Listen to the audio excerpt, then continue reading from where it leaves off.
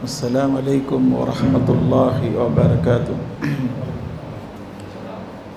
Alhamdulillahi wahda wassalatu wassalam ala man la nabiyya ba'da wa ala alihi wa ashabihi ajma'in wa man tabi'a bi ihsan ila yawmiddin, amma ba'd.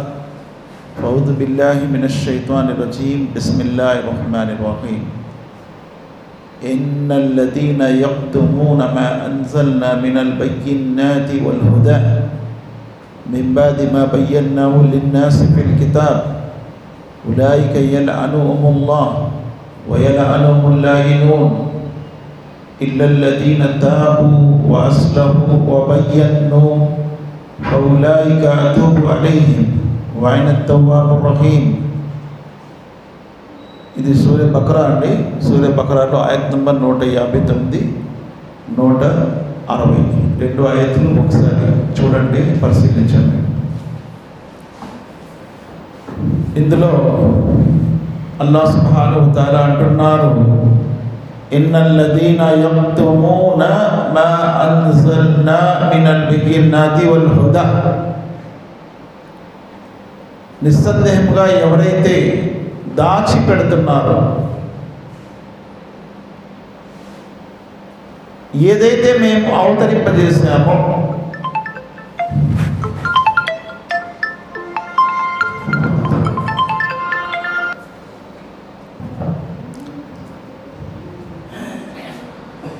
ఈ రెండు ఆయతులు ఒకసారి చూడండి. ఇందులో ఏం చెప్పారు అల్లాహ్ సుబ్హానహు వ తఆలా? సూర్య బక్రా సూరా నంబర్ 2 ఆయత్ నంబర్ 159, 160. దాచిపెట్టే వారు ఎవరైతే మా ఆయతులను దాచిపెడతారో, ప్రజలను చెప్పడానికి మేము పంపించాం కానీ దాచిపెట్టడానికి పంపించలేదు. అలాంటిది చెప్పకుండా దీన్ని ఎవరైతే దాస్తారో వారిపై మా యొక్క శాపం ఉంటుంది అని అంటున్నాను. అంటే కలిమా చదివి మనం ఇస్లాంలో ఉండి ముస్లింలుగా పుట్టి వంశపారంపర్యంగా ఇస్లాంలో ఉన్నప్పటికీ మనపై అల్లాహ్ యొక్క శాపం ఉంటుంది. ఎందుకు ఉంటుంది శాపం? మనము మనకిచ్చినటువంటి మన చేతిలో ఉన్నటువంటి గ్రంథం ఖురాన్ని దాచిపెట్టినందుకు. దీన్ని దాస్తే మనకి శాపం ఉంది అంటున్నారు. అంటే ఏం చేయాలి? దీన్ని దాచిపెట్టకూడదు. మనకు ఎంత వీలవుతే అంతవరకు ప్రజలలో చెప్తూ ఉండాలి. ఆ తర్వాత ఏమంటున్నారు చూడండి, అల్లాహ్ యొక్క శాపం ఉంటుంది, ఇంకా శపించేవారి శాపము ఉంటుంది. మరి ఇంకా శపించేవారు ఎవరు?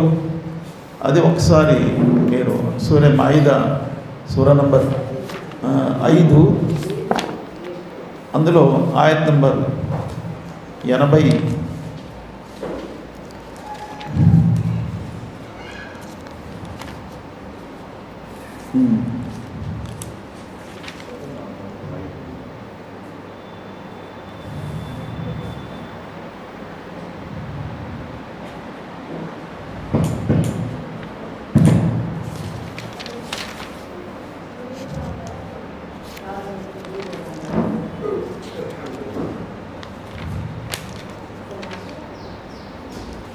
78 సూర మాయిదాలో, లుయినల్ లదీన కఫరు మిన్ బనీ ఇస్రాయీల్ అలా లిసాని దావూద వ ఈసా ఇబ్న్ మర్యమ దాలిక బిమా అసవ్ వ కాను యఅతదూన్.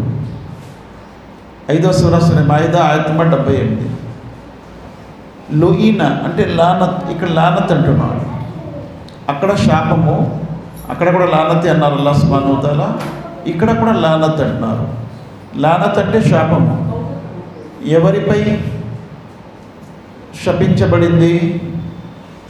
కాఫిర్లపై. కాఫిర్లు ఎవరు? బనీ ఇస్రాయిల్లో.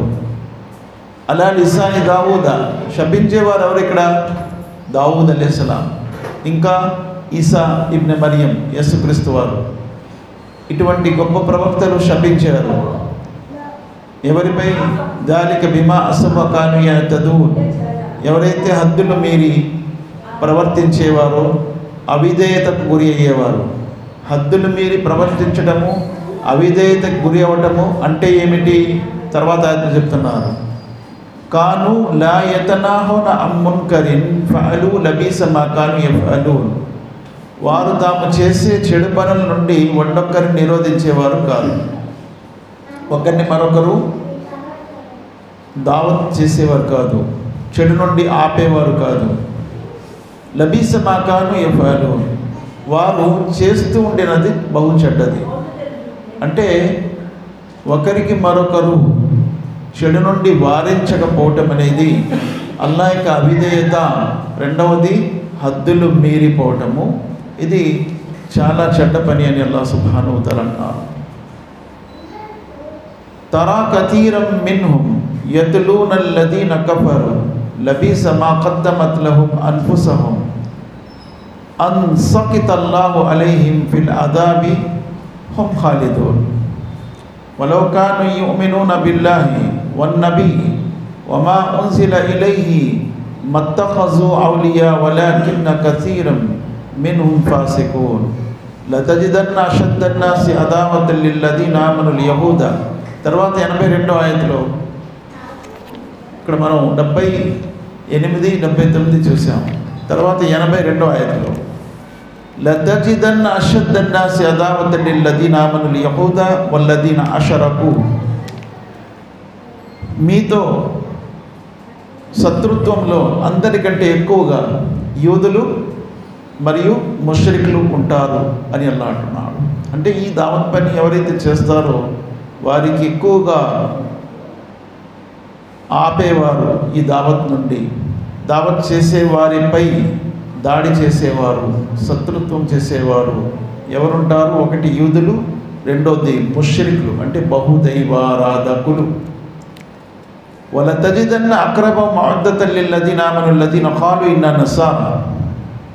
ఎవరైతే మేము నసారా క్రైస్తవులము అని అంటారో వారు మైత్రి విషయంలో, స్నేహం విషయంలో మీకు దగ్గరుంటారు అంటున్నారు. ఎందుకు? దాలిక బి అన్నహుం మియన్న మిన్హుం కిస్సిసీన వరుహ్బాన్. ఎందుకు దగ్గరగా ఉంటారంటే దాలిక బి అన్న మిన్హుం కిస్సిసీన్. కిస్సిసీన్ అంటే గ్రంథంతో ఎక్కువగా సంబంధం ఉండేవారు. ఎవరైతే క్రైస్తవులలో గ్రంథం ఆధారంతో మాట్లాడతారో, గ్రంథం వారి దగ్గర ఉంటుందో, గ్రంథం బేస్ మీదే వాళ్ళు ఎక్కువగా మాట్లాడుతూ ఉంటారు, అటువంటి వారు మీకు మైత్రి విషయంలో దగ్గరగా ఉంటారు. ఒకటి. రెండవది రుహ్బానం వఅన్నహుం లా యస్తక్బిరూన్. రుహ్బాన్ అంటే ప్రపంచాన్ని, వారిలో గర్వం కూడా ఉండదు. అంటే చాలా సాఫ్ట్గా ఉంటారు, మెత్తగా ఉంటారు, ప్రపంచాన్ని ప్రేమించరు, కానుకల కోసం జీవించరు. నెక్స్ట్, వారు గ్రంథంతో ఎక్కువగా సంబంధం ఉంటుంది, సబ్జెక్ట్ వాళ్ళ దగ్గర ఉంటుంది, అంటే బైబిల్తో ఎక్కువగా సంబంధం ఉంటుంది. అటువంటి వారు మైత్రి విషయంలో మీకు దగ్గరగా ఉంటారు. మరి యూదులు ఎందుకు శత్రుత్వం చూపించారంటే వాళ్ళ యొక్క లక్షణం ఏంటంటే, యూదులలో ముందు నుంచి ఉందిన లక్షణము, ఏ ప్రవక్తల్ని నమ్మరు. అసలు ఈసా అలైహిస్సలాంనే నమ్మలేదు, ఎవరిని నమ్మరు. కాబట్టి వారు కఠినంగా ఉంటారు. అందుకే ముహమ్మద్ సల్లల్లాహు అలైహి వసల్లం వారు పని చేస్తే చాలా తక్కువ మంది యూదులు ఇస్లాం స్వీకరించారు. ఇక్కడ ముష్రికులు కూడా శత్రుత్వం వహిస్తారు, కానీ ముష్రికులలో చాలామంది ఇస్లాం స్వీకరించారు ప్రవక్త సల్లల్లాహు అలైహి వసల్లం కాలంలో. మొత్తం మక్కా వాళ్ళందరూ కూడా ముష్రికులే కదా, మరి వాళ్ళందరూ ఇస్లాం స్వీకరించారు. కాబట్టి ముష్రికులకి అసలు గ్రంథమే తెలియదు, అల్లా గురించి తెలియదు, తౌహీద్ తెలియదు, ప్రవక్తలు తెలియదు, జన్నత్ జహన్నం గురించి తెలియదు, ఏమీ తెలియదు. ఏదో ఎవరో పెట్టారంటే ఒక దేవుడు, ఆ దేవుడిని పూజిస్తూ ఉంటారు. అంతేగాని దాని పుట్టు పూర్వోత్తరాలు దాంతో మాకు సంబంధం లేదు. నలుగురు వెళ్ళారు, మేము వెళ్ళాం, అంతే. ఒక దేవుళ్ళు పెరగటం మంచిదే కానీ తగ్గటం మంచిది కాదు. ఇంకా మాకు కొత్త దేవుళ్ళు వస్తే ఇంకా మంచిది. అక్కడ ఏదో కొత్త దేవుడు వచ్చారు, అక్కడ కూడా వెళ్ళిపోతారు, ఇక్కడ కూడా వెళ్ళిపోతారు. అది ముష్రికులు మక్కాలో అలా ఉండేవారు. అల్లాహ్ సుబ్హానహు వ తఆలా అంటున్నారు, వీళ్ళు తౌహీద్ యొక్క కఠినమైన శత్రువులు యూదులు, ముష్రికులు. అయితే దావత్ చేయకపోతే శాపం ఉంది అనే విషయము మనం తెలుసుకున్నాము. శపించేవారు ఎవరు? ప్రవక్తలు. శపించేవారు ఎవరు? అల్లా. శపించేవారు ఎవరు? దైవదూతలు. ఇవన్నీ మనం ఇప్పుడే విన్నాము. సూరా నంబర్ 2 ఆయత్ నంబర్ 159. అందులో ఇన్నల్లదీన యక్తుమూన మా అంజల్నా మినల్ బయ్యినాతి వల్ హుదా. ఒకరు ప్రశ్నించారు, ఏమంటే ఈ ఆయతలో మీరేమో దాచిపెట్టే వారిపై శాపం ఉంది అని అన్నారు కదా, ఎక్కడ అంత క్లియర్గా లేదు కదా. అవును, కావాలంటే మీరు చూడండి. ఈ ఆయత్కి ముందు ఒక ఆయత్ ఉంది.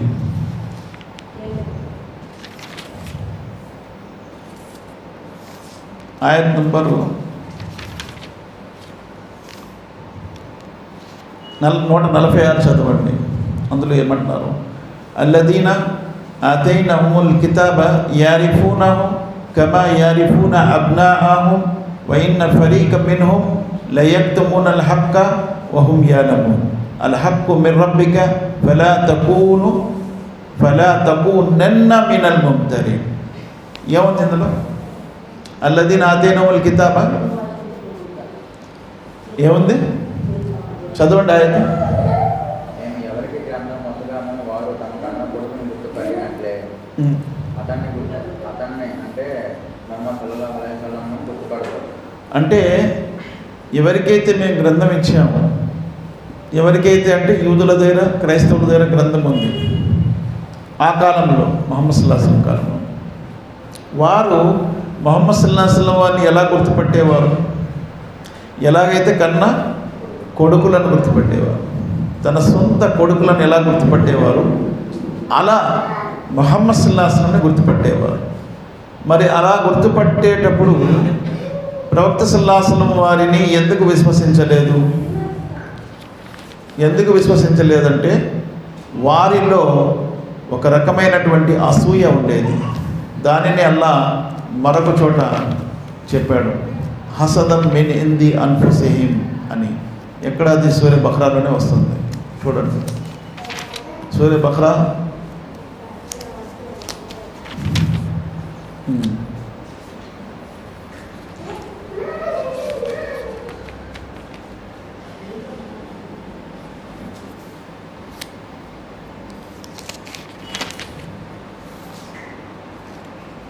ఆయత్ నంబర్ 109. ఆయత్ నంబర్ 109 చదవండి. ఈ గ్రంథబహుల్లోని అనేకులు సత్యం మీద స్పష్టంగా తెలిసిపోయినప్పటికీ కేవలం తమ మనసులో ఉన్న అసూయ మూలంగా మిమ్మల్ని కూడా విశ్వాసం నుంచి అవిశ్వాసం వైపు మళ్లించాలని చూస్తున్నాం. చూసారా? కేవలం అసూయ, వీళ్ళల్లో అసూయ ఉంది. ఆ కాలంలో ముహమ్మద్ సల్లల్లాహు అలైహి వసల్లం కాలంలో క్రైస్తవులు ఉండేవారు, యూదులు ఉండేవారు. వారి దగ్గర గ్రంథాలు ఉన్నాయి. వారు ముహమ్మద్ సల్లల్లాహు అలైహి వసల్లం వారిని తన సొంత కొడుకుల్ని గుర్తుపట్టేవారు. కానీ ఎందుకు విశ్వసించలేదు? వారిలో అసూయ వచ్చింది. అసూయ దేని గురించి? ఈ ప్రవక్త పదవి ఆయనకు దొరికిందేంటి? ఈ ప్రవక్త పదవి మాకు దొరకాలి, బనీ ఇస్రాయిల్లో దొరకాలి, మా గోత్రంలో రావాలి, మా వంశంలో రావాలి, మా కుటుంబంలో రావాలి. ఈయనకు దొరకడం ఏంటి? అది అసూయ. హసదం మినింది అన్ఫుసిహిం మిన్ బాది మా తబయన లహుముల్ హక్. వారికి సత్యం అర్థమైన తర్వాత, ముహమ్మద్ సల్లల్లాహు అలైహి వసల్లం ప్రవక్త అని తెలిసిపోయింది, అర్థమైంది. అయినప్పటికీ వారు కేవలం అసూయ కారణంగా నమ్మలేదు. ఫాఫు వస్ఫౌ హత్తా యఅతి అల్లాహు బి అమ్రి.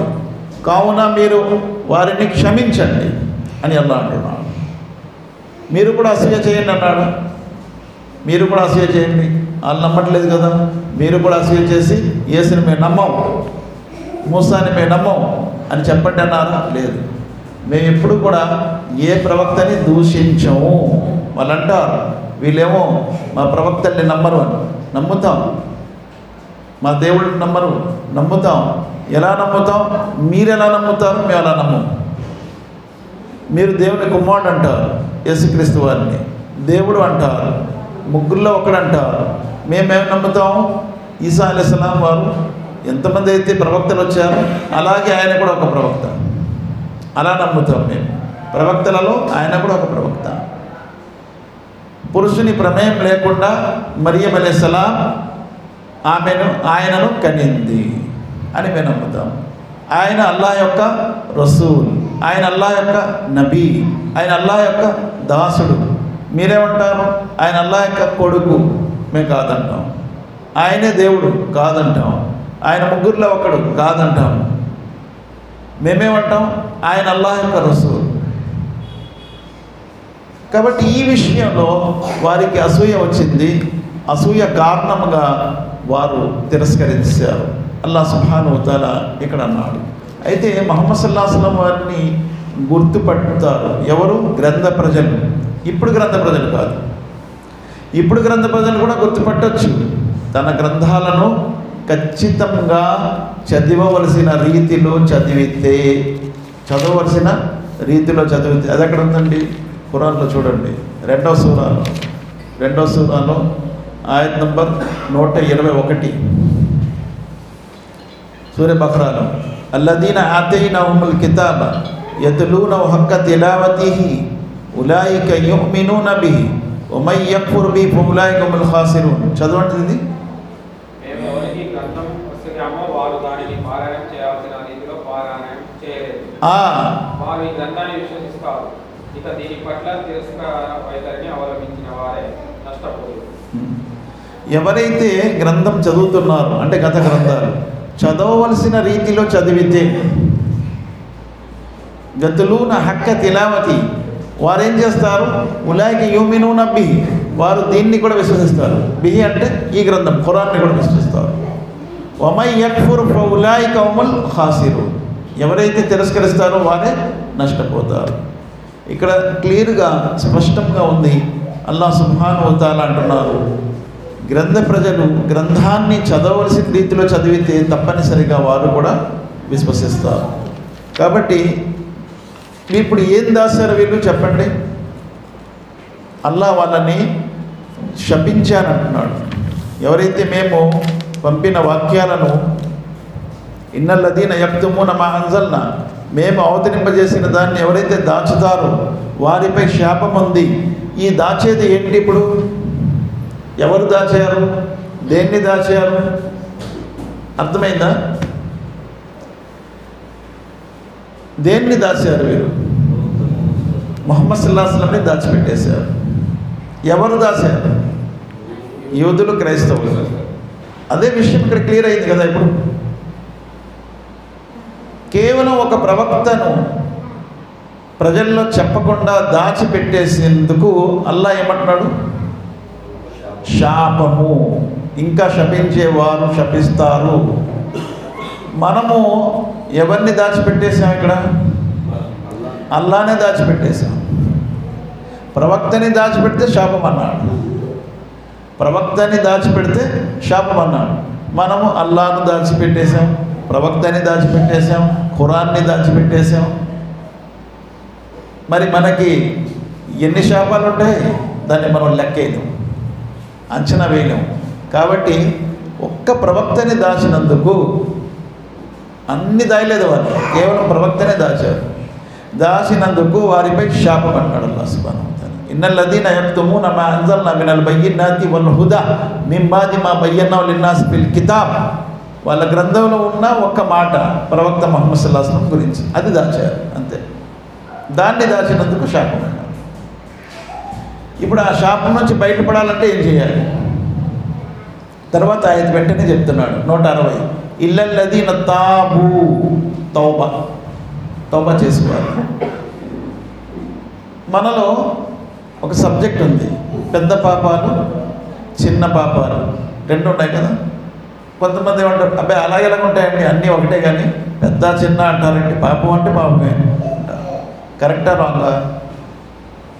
పెద్ద చిన్న ఉంటాయా లేకపోతే అన్నీ ఒకటేనా? పెద్ద పాపాలు చిన్న పాపాలు కూడా ఉంటాయి. మరి దానికి ఆధారం ఏంటండి అంటే, దాని ఆధారం కూడా మనం చూసుకోవడం మంచిది. అల్లాహ్ సుబ్హానహు వ తఆలా సూరే నిసా సూరా నంబర్ 4 ఆయత్ నంబర్ 31లో చెప్తున్నాడు. చదవండి. 4వ సూరా 31వ ఆయత్. మీకు వాయించబడే మహా అద్భుతాలకు కనుక మీరు దూరంగా ఉన్నట్లయితే మీ చిన్న చిన్న పాపాలను మేము లెక్క నుండి తీసేస్తాము, ఇంకా మిమ్మల్ని గౌరవప్రద స్థానంలో ప్రవేశింపజేస్తాం. మరి ఇక్కడ ఏముంది? మీకు వారించబడిన పెద్ద పెద్ద పాపాలు, ఇంతజితనిబు కబాయిరా, కబాయిర్ పెద్ద పాపాలు. పెద్ద పాపాల నుంచి మీరు దూరంగా ఉంటే, షరత్ అన్నమాట, ఉంటే మా తున్హౌన అన్హు, దేని నుండి అయితే అల్లా ఆపారు, చెయ్యొద్దని ఆపారు, నుకఫిర్ అన్కుం సయ్యాతికుం, మీవి చిన్న చిన్న పాపాలు పరిహారంలో చెరిపివేయబడతాయి, క్షమించబడతాయి. పెద్ద పాపాల నుంచి ఎప్పుడైతే మనం దూరంగా ఉన్నామో చిన్న పాపాలు అల్లా ఇంటే క్షమిస్తూ ఉంటాడు. వనుద్ఖిలుకుం ముద్ఖలన్ కరీమా, మరియు అల్లా మిమ్మల్ని తన కారుణ్యంలో చేర్చుకుంటాడు. అంటే పెద్ద పాపాలు ఉన్నాయా లేవా? ఉన్నాయి. ఎప్పుడైతే పెద్ద అని చెప్పారో చిన్న కూడా ఉంటాయా లేవా? ఉంటాయి, చిన్న కూడా ఉంటాయి. అలాగే 53వ సూరాలో కూడా వస్తుంది చూడండి.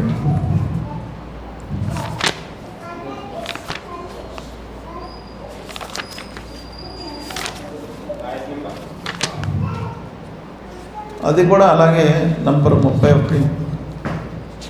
భూమి ఆకాశాల్లో ఉన్నదంతా అల్లాదే, దుష్కర్మలు చేసేవారికి లేదు 32 చదువు. 32 ఎవరైతే పెద్ద పాపాలకు దూరంగా ఉంటారో, చిన్న చిన్న తప్పులు మినహా నీతి బాహ్యతను కూడా విడనాడతారో వారి పాలిట నిశ్చయంగా మీ ప్రభు ఎంతో ఉదారంగా క్షమించేవారు. మరి ఇక్కడ పెద్ద చిన్న రెండు వచ్చాయి కదా.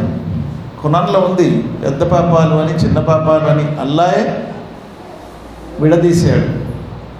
అల్లదీన యజ్తనిబూన కబాయిరల్ ఇస్మి వల్ ఫవాయిష ఇల్లల్ లమమ్. లమమ్ అంటే చిన్న పాపాలు. ఎవరైతే పెద్ద పెద్ద పాపాల నుంచి దూరంగా ఉంటారో చిన్న పాపాలు సహజంగా జరుగుతూ ఉంటాయి. ఇన్న రబ్బక వాసివుల్ మగ్ఫిరా, నిస్సందేహంగా అల్లా మీ ప్రభు విస్తృతంగా క్షమించువాడు, చాలా ఎక్కువగా క్షమించువాడు. హువ ఆలము బికుం, మీకు మీరు చేసే ప్రతి విషయాలు ఆయనకి తెలుసు. ఇక్కడ కూడా వచ్చేది. కాబట్టి పెద్ద పాపం అంటే అల్లాహ్ యొక్క శాపము అని ఎక్కడైతే వచ్చిందో అది కూడా పెద్ద పాపాలలోనే లెక్క. ఎందుకు? శాపము అనేది అది చిన్న పాపానికి ఎక్కడ కూడా అల్లాహ్ సుబ్హానహు వ తఆలా చెప్పలేదు, ఖురాన్లో కానీ హదీస్లో కానీ. శాపము, అల్లాహ్ యొక్క శాపము, లానత్ అంటే అది ఒక పెద్ద పాపము ఒకటి. రెండవది, చిన్న పెద్ద పాపాలకు తౌబా చేయకుండా క్షమాపణ లేదు, తౌబా చేస్తూనే క్షమాపణ ఉంది. కాబట్టి ఇక్కడ 2వ సూరాలో 160 ఆయతలో ఎవరైతే దావత్ పని అంటే దాచిపెట్టారో అల్లాహ్ యొక్క మాటలు, వారు ఏం చేయమన్నారు?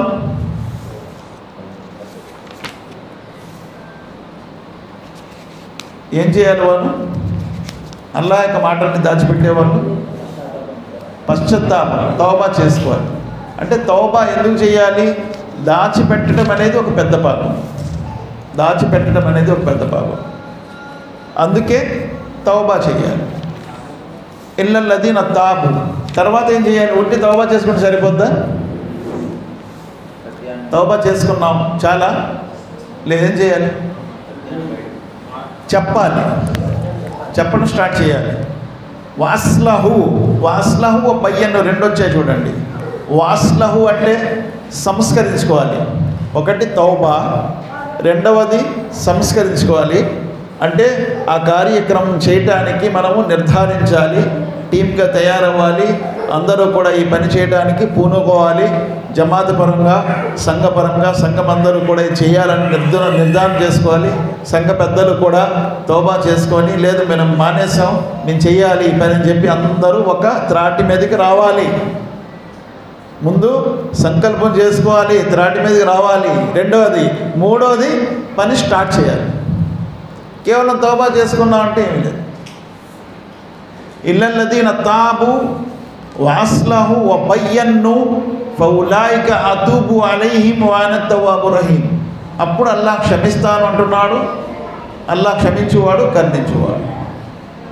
కాబట్టి ఈ ఒక్క ఆయతు, ఈ 2 ఆయతులు నేను చెప్పి ఏం చెప్పదలుచుకున్నానంటే, ఒక్క ప్రవక్త ముహమ్మద్ సల్లల్లాహు అలైహి వసల్లం గురించి దాచిపెట్టినందుకు అల్లా వారిని శాపం ఉంది అంటున్నాడు. ఒక్క ప్రవక్తని దాచినందుకు. ఆ తర్వాత అల్లా అంటున్నాడు, మీరు దీన్ని మానుకొని ముందు తౌబా చేయండి అంటున్నాడు. తౌబా చేయకపోతే క్షమాపణ లేదు, మీపై లానత్ ఉంటూనే ఉంటుంది. ఎప్పటి వరకు? ఖయామత్ వరకు మీపై లానత్ పడుతూనే ఉంటుంది, శాపం పడుతూనే ఉంటుంది. కాబట్టి అల్లాహ్ యొక్క మాట, ఒక్క మాట దాచినందుకు శాపం అంటే మనం ఎన్ని దాచాము? అల్లాహ్ గురించి పరిచయం చేయాలి, చేయలేదు. ప్రవక్త గురించి చేయాలి, చేయలేదు. ఖురాన్ గురించి చేయాలి, చేయలేదు. అల్లాహ్ స్వయంగా చెప్తున్నారు, మీరేమో నా సందేశాన్ని అందించండి అని.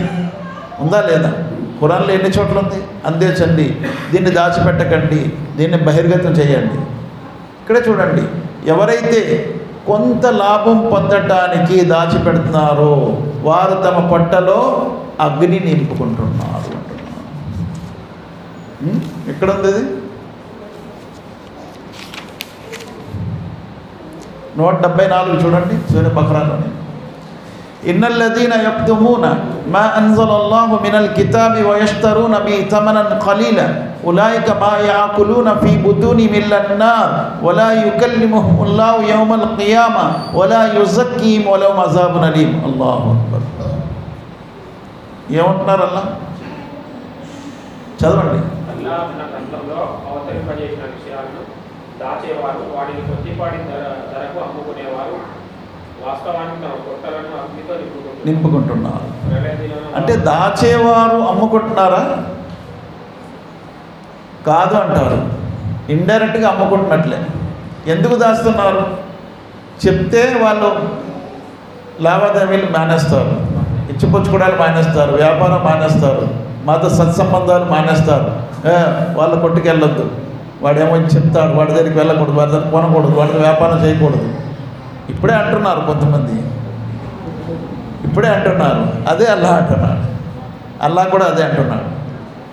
ఇవి మానేస్తారు. వాళ్ళ దగ్గర కొనకూడదు, వాళ్ళ దగ్గరికి వెళ్ళకూడదు, వాళ్ళ దగ్గర తీసుకోకూడదు, వాళ్ళతో వ్యాపారం చేయకూడదు.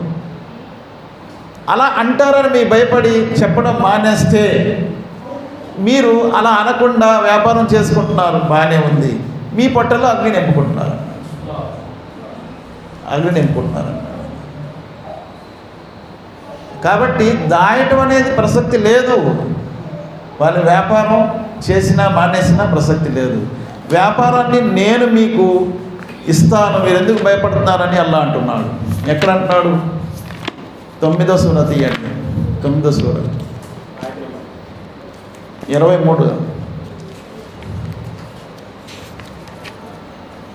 విశ్వాసులారా, మీ తండ్రులు మీ సోదరులు విశ్వాసం కన్నా అవిశ్వాసాన్ని ఎక్కువగా ఇష్టపడినట్లయితే వారిని మీ స్నేహితులుగా చేసుకోకండి. మీరు ఎవరు వారిని అభిమానిస్తారో వారు దుర్మార్గులు. 19 చదవండి. మీరు హజ్ యాత్రలకు మంచినీళ్ళు సరఫరా చేయడాన్ని, మసీదు హరాంకు సేవలు చేయడాన్ని, అల్లాహ్ను అందించడాన్ని ఉద్దేశించి అల్లాహ్ మార్గంలో యుద్ధం చేశారు. అది కాదు. ఇన్నమల్ ముష్రికూన నజస్సున్ అని వస్తుంది చూడండి. ఇన్నమల్ ముష్రికూన నజస్సున్ ఫలా యఖ్రబుల్ మస్జిదుల్ హరామి. సూర తౌబా.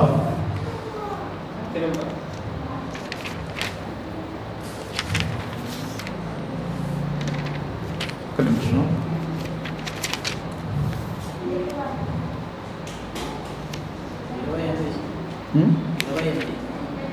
28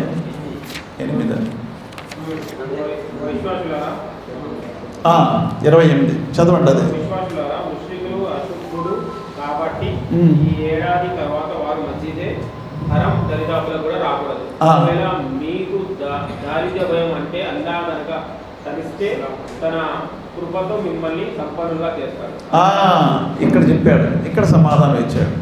ఇది కామన్ అన్నమాట, అందరికీ ఆలోచనలు వస్తుంది. ఎలాగా ఇలా మనం చెప్తే వాళ్ళు వ్యాపారం మానేస్తారు, మా బిజినెస్లు పడిపోతాయి, అంత వ్యాపారాలు కొల్లబడిపోతాయి. ఏంటి పరిస్థితి? అల్లాహ్ చెప్తున్నాడు, యా అయ్యుహల్లదీన ఆమను ఇన్నమల్ ముష్రికూన నజస్సున్ ఫలా యఖ్రబుల్ మస్జిదుల్ హరామ్ బాద ఆమిమ్ హాదా వ ఇన్ కిఫ్తుమ్ ఐల, ఒకవేళ మీకు భయం ఉంది దారిద్ర్యానికి గురి అవుతారని, వ్యాపారాలు మందగిలుతాయని, పడిపోతాయని భయం ఉంది మీకు, ఐల ఫసౌఫ యుగ్నీకుముల్లాహు మిన్ ఫజ్లి, అల్లాహ్ తన అనుగ్రహంతో మీకు సంపన్నులుగా చేస్తాడు. చేశాడా లేదా? అలా చేశాడు, వాళ్ళకి చేస్తాడు. కానీ కొన్ని ఇబ్బందులు, కొన్ని కష్టాలు ఎదిరించవలసి వస్తుంది. కాబట్టి లాభం ఉంది, ముందు నష్టం ఉంది, తర్వాత లాభం ఉంది. వాళ్ళు కూడా చాలా బాధలు పడ్డారు. తర్వాత అల్లాహ్ ఎలాంటి లాభం ఇచ్చాడంటే ఖయామత్ వరకు కూర్చొని తినొచ్చు చక్కగా, అలాంటి లాభాలు ఇచ్చాడు. వైన్ కిఫ్తు మైలా ఫసౌఫ యుగ్నీకుముల్లాహు మిన్ ఫజ్లి ఇన్షా. ఎందుకంటే చుట్టుప్రక్కల నుంచి ముష్రికులందరూ కూడా అక్కడికి వచ్చేవారు, కాబా దగ్గరికి. బోల్డ్ ఇన్కమ్ వచ్చేది, మంచి వ్యాపారం వచ్చేది. వాళ్ళందరినీ రానివ్వకుండా చేసి తౌహీద్ నమ్ముకోవాలంటే మరి వ్యాపారాలు పడిపోతాయి, ఇన్కమ్ పడిపోద్ది, ఇవన్నీ పోతాయి. ఎలాగా ఆలోచన వచ్చింది. ఎందుకే వెంటనే అల్లాహ్ సమాధానం ఇచ్చాడు. కాబట్టి అల్లాహ్ సుబ్హానహు వ తఆలా అంటున్నారు, వీటికి భయపడి ఒకవేళ మీరు సత్యాన్ని చెప్పకుండా వాళ్ళతో వ్యాపారాలు చేస్తే మీరు సంపాదించింది పొట్టలో అగ్నితో సమానం. మీరు నింపుకుంటున్నారు అగ్ని. ఇల్లన్నా అంతటితో సరిపోలేదు. ఏదో అగ్ని తింటున్నాం కదా అంటే సరిపోలేదు. తర్వాత ఏమంటున్నాడు? వలా యుకల్లిముహుముల్లాహు యౌమల్ ఖియామా 174 ఆయత్ చూడండి, రెండో సూరాలో. వలా యుకల్లిముహుముల్లాహు యౌమల్ ఖియామా, ఖయామత్ నాడు వారితో మాట్లాడినట్టు అల్లాహ్ సుబ్హానహు వ తఆలా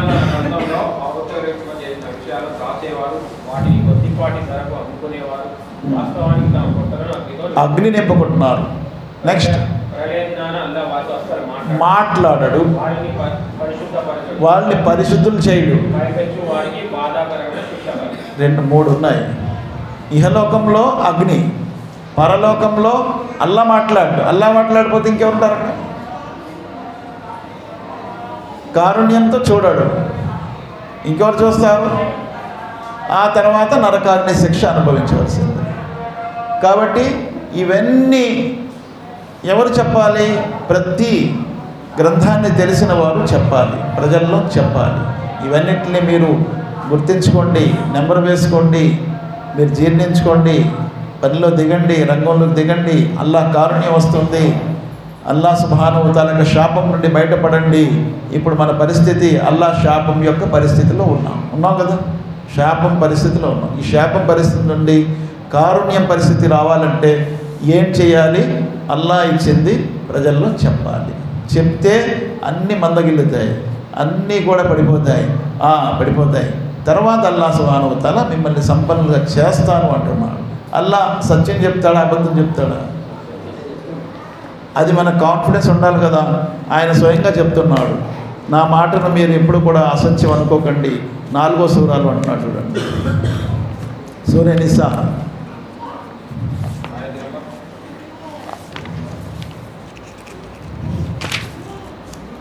120 తర్వాత ఉంటుంది చూడండి. 120 120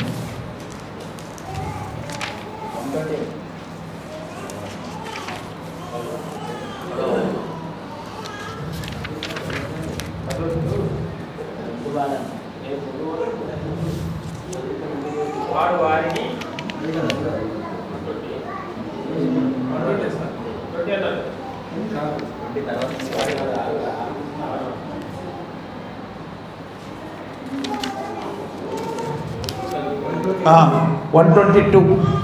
కాగా ఎవరు విశ్వసించి సత్కార్యాలు చేస్తారో వారిని మేము కింద పాల్గొని ప్రకటించే స్వర్గనాలోకి తీసుకుపోతాం. అందులో వారు కలకాలం శాశ్వతంగా ఉంటారు. ఈ అల్లాహ్ వాగ్దానం సత్యమైనది. అల్లాహ్ కంటే సత్యమైన మాట పలికే వారు ఎవరుంటారు? వాదల్లాహు హక్క, అల్లాహ్ యొక్క వాగ్దానం ఇది. వమన్ అస్దకు మినల్లాహి ఖీల, అల్లాహ్ కంటే సత్యం చెప్పేవారు ఎవరు ఉంటారు? కాబట్టి అల్లాహ్ షూరిటీ ఇస్తున్నాడు, మీరు పని చేయండి, లానత్ పోద్ది, సంపన్నులు అవుతారు, ఇది నా వాగ్దానం. అల్లాహ్ కంటే సత్యం చెప్పేవారు ఎవరు ఉంటారు? కాబట్టి ఆయన పనిలో దిగండి. అల్లాహ్ సుబ్హానహు వ తఆలా ఈ విషయాలు మనకు ఎందుకు చెప్తున్నారంటే, మనలో చాలా సందేహాలు ఉంటాయి. దావత్ పని అంటారు, పరిస్థితులు ఏం బాగోలేవు, ఇప్పుడు దావత్ పని అంటారు, వీళ్ళు ఇంకా చాలా పరిస్థితి దారుణమైపోద్ది. అవును, అసలు ఈ దావత్ పనే మన యొక్క శాపాన్ని కారుణ్యంలో మారుస్తుంది. ఎక్కడుంది? 33వ సూరాలు తీయండి.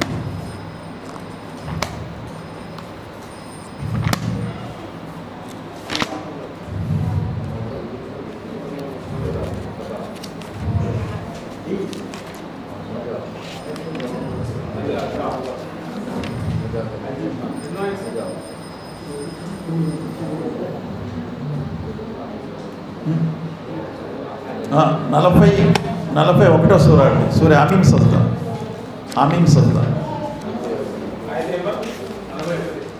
41వ సూర 31వ ఆయతు 34వ ఆయతు చదవండి.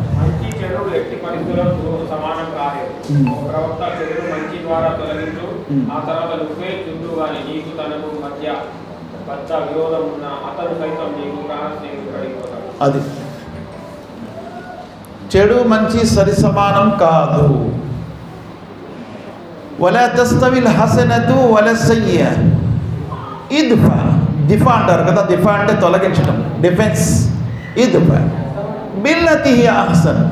చెడుని తొలగించడానికి మీరు డిఫెన్స్ చేయండి మంచితో. ఫైజల్లది బైనక ఓ బైనహు అదావతు. మీ మధ్య వారి మధ్య ఉన్న శత్రుత్వం కఅన్నహు వలియున్ హమీమ్, ప్రాణ స్నేహంలో మారిపోతుంది. ప్రాణ స్నేహం అలా మారిందా లేదా? మారింది. ప్రవక్త సల్లల్లాహు అలైహి వసల్లం వారి ప్రాణశత్రువులుగా ఉన్నటువంటి ఉమర్ ఫారూక్ రజియల్లాహు ప్రాణ స్నేహితుడైపోయాడు. ప్రవక్త సల్లల్లాహు అలైహి వసల్లం వారి ప్రాణశత్రువులుగా ఉన్న అబూ సుఫియాన్ ప్రాణ స్నేహితుడైపోయాడు. ప్రవక్త సల్లల్లాహు అలైహి వసల్లం వారి ప్రాణశత్రువుగా ఉన్న అబూ జహల్ కొడుకు పేరండి ఇక్రమా బిన్ అబూ జహల్ ప్రాణ స్నేహితుడైపోయాడు.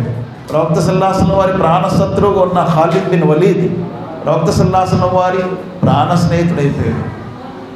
అమర్ బిన్ ఆస్ ప్రవక్త సల్లల్లాహు అలైహి వసల్లం వారి ప్రాణశత్రువుగా ఉన్న వ్యక్తి ప్రాణ స్నేహితుడైపోయాడు. అలాగే సఫ్వాన్ బిన్ ఉమయ్య, ఎవరైనా ఉమయ్య కొడుకు సఫ్వాన్ ప్రాణ స్నేహితుడుగా మారిపోయాడు. ముహమ్మద్ సల్లల్లాహు అలైహి వసల్లం వారిని చంపటానికి పంపారు. ఎవరు? సఫ్వాన్, ఒక వ్యక్తిని వెళ్ళి ముహమ్మద్ సల్లల్లాహు అలైహి వసల్లం చంపి రావాలని. అదే పని మీద వెళ్ళారు ఒక సహాబీ, ఒక వ్యక్తి. కానీ అక్కడికి వెళ్ళి ఇస్లాం తీసుకొని వచ్చాడు ఆయన రిటర్న్. ఇదే అంటారు అల్లాహ్ సుబ్హానహు వ తఆలా, ఇదే అంటారు. మీరు ఎప్పుడైతే ఈ మంచితో, నేను పంపిన ఈ మంచితో, అహసన్ అంటారు దీన్ని. హసన్ అంటే మంచి, అహసన్ అంటే చాలా మంచిది. ఇద్ఫా బిల్లతి హియ అహసన్ ఫైదల్లది బైనక వ బైనహు అదావత్. మీ మధ్య వారి మధ్య ఉన్న శత్రుత్వం ప్రాణ స్నేహంలో మారిపోతుంది అన్నారు. అలాగే మారిపోయింది. కావున జనకకూడదు, వెనకాడకూడదు. ఈ పని చేయటంలో ముందుకు వెళ్ళాలి. ఫస్ట్ థింగ్, మనలో స్టెబిలిటీ ఉండాలి, అంటే స్థిరత్వం ఉండాలి.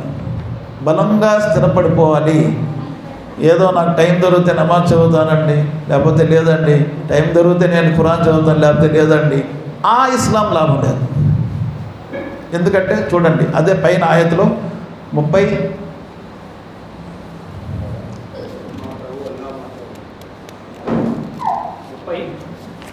అలా కాదు, 30 ఆయత చదవండి. 30 కరెక్ట్ చదవండి.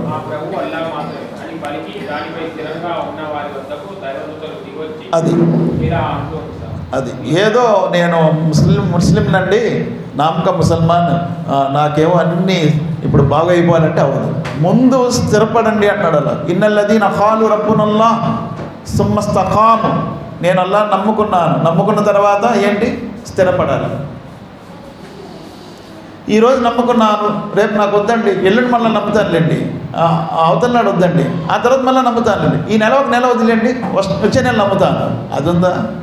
అలా లేదు. నిత్యం నమ్మాలి. దానికి ఒక సీజన్ ఉంటుందా? నేను రంజాన్లో నమ్ముతానులేండి, రంజాన్లో అన్నీ చేస్తాను, ఆ తర్వాత మళ్ళీ చేయలేనండి, అలా ఉందా? లేదు. అల్లాహ్ ఏమంటాడు? స్థిరపడిపోండి.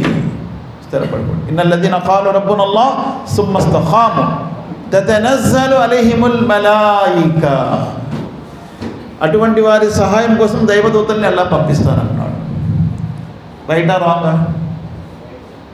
దైవదూతల్ని పంపిస్తానన్నాడు. రైటా రాంగా? పంపిస్తారు. అల్లాహ్ సుబ్హానహు వ తఆలా చెప్పారంటే ఖచ్చితంగా ఉంటుంది. మనమే ఆశ్చర్యపోతాం, ఎలా మన పనులు అయిపోతూ ఉంటాయి. తతనజ్జలు అలైహిముల్ మలాయికా అల్లా తఖాఫు వలా తహ్జను, భయపడకండి, బెంగ పెట్టుకోకండి. వాబ్షిరు బిల్ జన్నతిల్లతి కుంతుం తువదూన్, మీతో చేసిన వాగ్దానం ప్రకారం మీకు జన్నత్ ఉంది. ఇక్కడ ఏమున్నా లేకపోయినా పర్వాలేదు, కానీ జన్నత్ మటుకు మనకు కావాలి ఇన్షాల్లా. జన్నత్ ఉంది. అందుకే స్థిరపడటం అనేది అవసరము. ఎలా స్థిరపడాలి? ఒక ఎగ్జాంపుల్ ఇస్తున్నాను, ఒక ఉదాహరణ ఇస్తున్నాను. 14వ సూర తీయండి, సూర ఇబ్రాహీం. ఎలా స్థిరపడాలి?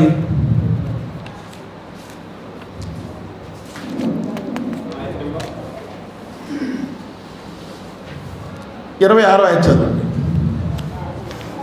26వ ఆయత. దీనికి భిన్నంగా అశుద్ధ వచనం ఉపమానం, అదే చదవండి. 26 అదే కరెక్ట్. వచనం ఉపమానం అశుద్ధ వృక్షం వంటిది. అది నేల ఉపరితలంపై నుంచే పెకిలించి వేయబడింది. దానికి స్థిరత్వం అనేది లేదు. 26 ఉన్నాను.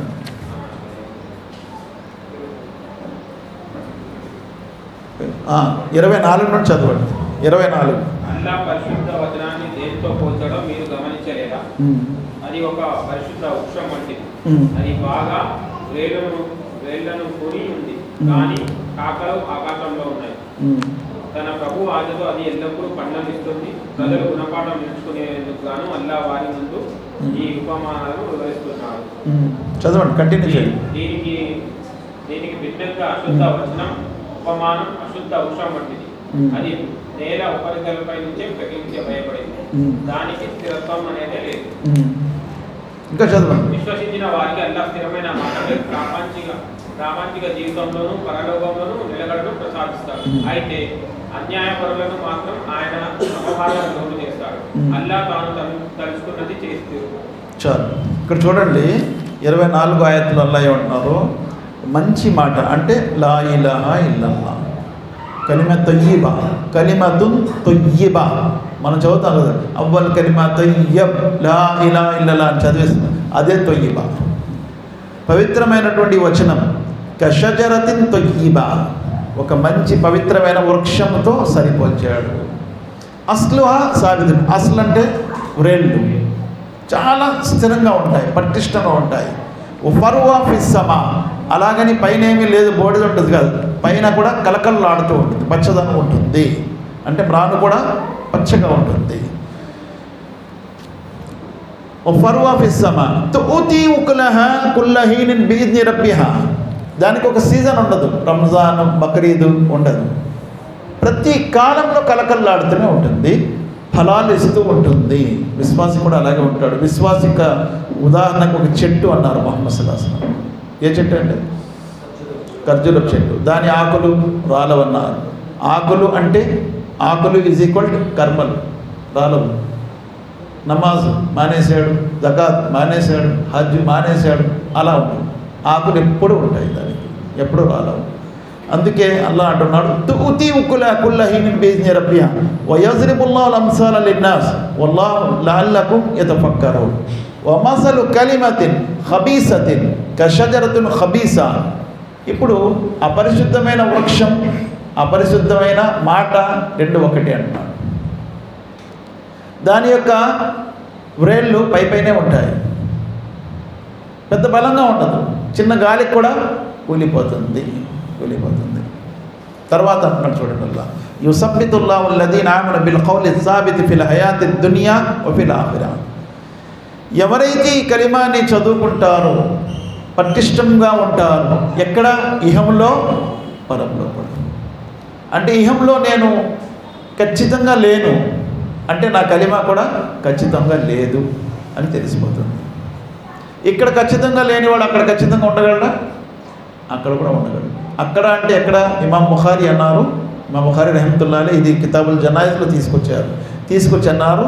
సమాధిలో పెట్టిన తర్వాత ప్రశ్నోత్తరాలు అవుతాయి కదా, ప్రశ్నోత్తరాలు. మన్ రబ్బుక, మా దీనుక, మన్ నబియుక. అక్కడ స్థిరత్వం ఉండదు, చెప్పలేడు సమాధానం. ఇక్కడ స్థిరంగా ఉండేవాడు అక్కడ కూడా స్థిరంగా ఉంటాడు. అందుకే ఏమంటారు అల్లాహ్ యుసబ్బితుల్లాహు అల్లదీన ఆమను ఫిల్ కౌలి సాబితి ఫిల్ హయాతి దునియా వ ఫిల్ ఆఖిరా. ఇక్కడ స్థిరంగా ఉంటేనే అక్కడ స్థిరంగా ఉంటాడు. ఫిల్ హయాతి దునియాలో స్థిరంగా ఉండటం అనేది అవసరము. కాబట్టి రంజాన్కి బక్రీద్కి నేను ముసల్మాన్ అవుతానంటే లాభం లేదు. ఎప్పుడు స్థిరంగా ఇస్లాంలో ఉండాలి. వయుజిల్లుల్లాహు జాలిమీన్, ఎవరిని అల్లా మార్గం తప్పిస్తాడు? జాలింలను. ఇక్కడ జాలిం అంటే ముష్రికులు. ఎవరిలో షిర్క్ ఉంటుందో వారు ఎప్పుడు కూడా మస్జిద్తో సంబంధం పెట్టుకోవడం ఉండదు.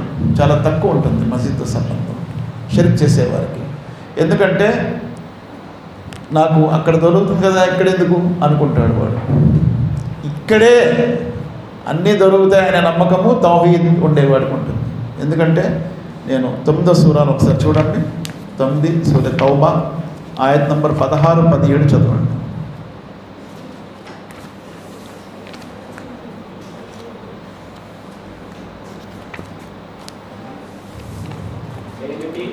మీరు ఉంటే వదిలేయబడతారని భావిస్తున్నారా? వాస్తవానికి మీలో యోధులు ఎవరో అల్లాహ్ 16, 17 తౌబా.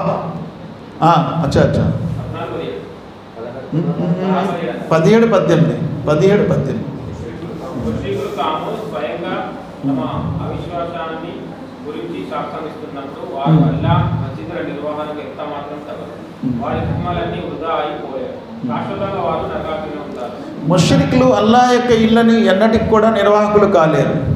మాకాన లిల్ ముష్రికీన అయ్యాముల్ మసాజిద్ అల్లాహ్, మస్జిదులను నిర్వాహకులు ముష్రికులు ఎప్పుడు కాలేరు. ఎందుకంటే వారు స్వయంగా అవిశ్వాసం సాక్ష్యం చెప్తున్నారు. షాహిదీన్ అలా అన్ఫుసిహిం బిల్ కుఫ్ర్ ఉలైక హబితత్ అమాలహుం, వీరి కర్మలే వ్యర్థమవుతున్నాయి. వఫిన్నారి హుమ్ ఖాలిదూన్. నెక్స్ట్ ఆయత్ నంబర్ 18లో ఏం చెప్తున్నారు చూడండి. అల్లాహ్ను అంతిమ దినాన్ని విశ్వసిస్తూ నమాజులను నెలకొల్పుతూ జకాతును విధిగా చెల్లిస్తూ అల్లాహ్ను తప్ప వేరే ఒకరికి భయపడని వారు మాత్రమే అల్లాహ్ మస్జిదుల నిర్వహణకు తగినవారు. ఇది సన్మార్గ భాగ్యం తగినవారు. మస్జిదుల నిర్వాహకులు వారే కాగలరు ఎవరైతే అల్లాహ్ను అంతిమ దినాన్ని విశ్వసిస్తారు, తర్వాత నమాజ్ని స్థాపిస్తారు, జకాతుని చెల్లిస్తారు. అల్లాహ్కు తప్ప ఇంకెవరితో భయపడ్డారు? దేంతో భయపడ్డారు? ఎవరితో భయపడ్డారు? అయితే ఇక్కడ కొంతమంది ఏమన్నారంటే అల్లాహ్ మరి అంతిమ దినాన్ని నమ్మితే చాలు అంటున్నారేంటండి. అల్లాహ్ ఇక్కడ ఆ రెండే చాలా, అలా ఎప్పుడు అనుకోవడం సరికాదు. అక్కడ అల్లాహ్ 2 విషయాలు చెప్పాడంటే మిగతా కూడా ఉన్నట్టే. లా ఇలాహా ఇల్లల్లా చదువుకుంటే చాలు అంటే మొహమ్మద్ రసూల్ అవసరం లేదా? ఉంది. దానికి జత కలిగే ఉంటుంది. కేవలం లా ఇలాహా ఇల్లల్లా పనికిరాదు, కేవలం మొహమ్మద్ రసూల్లా కూడా పనికిరాదు. అలాగా అల్లాహ్ మరి అంతిమ దినం అంటే మొత్తం ఉన్నాయి. మనం చదువుతాం కదా, ఆమంతు బిల్లాహి వ మలాయికతిహి వ కుతుబిహి వ రుసులిహి వల్ యౌమిల్ ఆఖిరి. ఎన్నోది వచ్చింది? ఆఖిరి 5ది వచ్చింది. అంటే మధ్యనే 3 పోయాయి. ఆ తర్వాత వ తుమిను బిల్ ఖదరి ఖైరిహి వ షర్రిహి మినల్లాహి తఆలా 6ది కూడా పోయింది. ఈ 2 చెప్పారు. ఈ 2 సరిపోతాయా? చాలు. మిగతా ఉన్నాయి, ఖురాన్లో ఉన్నాయి. వేరే చోట చెప్పాడు అల్లాహ్ సుబ్హానహు వ తఆలా. ప్రతి చోట అవి చెప్పుకొని కూర్చోవలసిన అవసరం లేదు. కొన్ని చోట సింపుల్గా చెప్తారు అల్లాహ్ సుబ్హానహు వ తఆలా. విశ్వసించండి అన్నాడు. దేన్ని చెప్పారండి? అన్నీ ఉన్నాయి అక్కడ. అల్లాహ్ను విశ్వసించేవారు అన్నారు. అల్లాహ్ను మాత్రమే విశ్వసించాలా? లేదు, అన్నింటినీ విశ్వసించాలి. ఒకసారి ఆ డౌట్ కూడా క్లియర్ చేసుకోండి. 177 ఆయత్ సూర బఖరాలో చూడండి అల్లాహ్ ఏమంటున్నారు.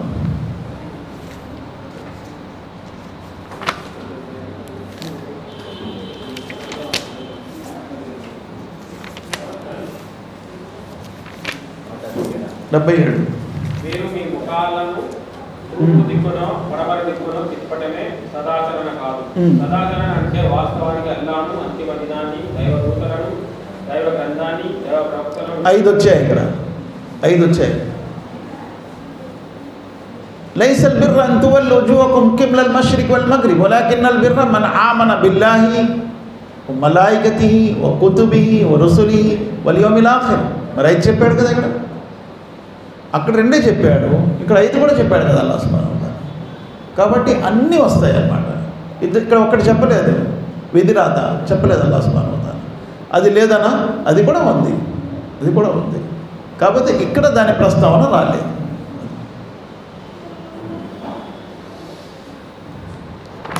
కావున దావత్ పని చెయ్యాలి అంటే ముందు స్థిరత్వం అనేది అవసరం.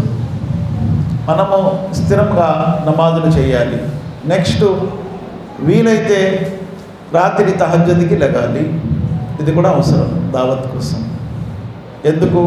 అల్లాహ్ ముందు అదే ట్రైనింగ్ ఇచ్చాడు. ఎవరికి? ముహమ్మద్ సల్లల్లాహు అలైహి వసల్లం వారికి. ఎక్కడ? 74వ సూర, 73వ సూర చూడండి, సూర ముజమ్మిల్. ఫస్ట్ ట్రైనింగ్ అదే ఇచ్చాడు అల్లాహ్ సుబ్హానహు వ తఆలా.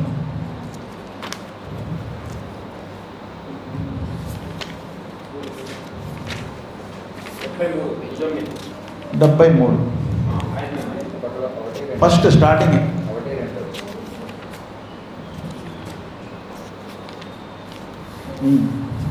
వస్త్రము కప్పుకున్నవాడా, కొద్దిసేపు మినహా రాత్రంతా నమాజులో నిలబడు.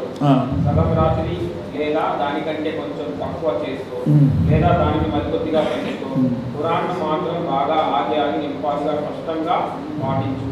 ఎందుకు ఇది చెప్పాడు అల్లాహ్ సుబ్హానహు వ తఆలా? ఎందుకు చెప్పాడు రాత్రి తహజ్జుద్ నమాజ్ గురించి? ఇందులో చాలా విషయాలు వచ్చేస్తాయి. ఒక విషయం, రాత్రి ప్రశాంతంగా ఉంటుంది, కాముగా ఉంటుంది, ఒకటి. రెండవది, అల్లాహ్ మొదటి ఆకాశానికి వస్తారు, రెండవది. మూడవది, మనకు డిస్టర్బెన్స్ ఉండదు. నాలుగవది, మైండ్ అప్పుడే ఫ్రెష్గా ఉంటుంది. ఇంకా ఇప్పుడే లెగిసాం, పడుకొని లేగాలి, అంతేగాని అప్పటి వరకు జాగరణ చేసి చదవడం కాదు. పడుకొని లేగాలి. ఇవన్నీ కలిసి వస్తాయి. ఆ సమయంలో మనము ఖురాన్ చక్కగా చదవచ్చు. చదవటంలో మనకు ఒక్కొక్కటి అర్థమవుతూ ఉంటుంది. అంటే మనం నేర్చుకుంటే అర్థమవుతూ ఉంటుంది, మన హృదయంలో దిగుతూ ఉంటుంది. అందుకే ముందు ముహమ్మద్ సల్లల్లాహు అలైహి వసల్లం వారికి రాత్రి నమాజ్ గురించి చెప్పాడు. కానీ మనలో చాలా కొరత ఉంటుంది.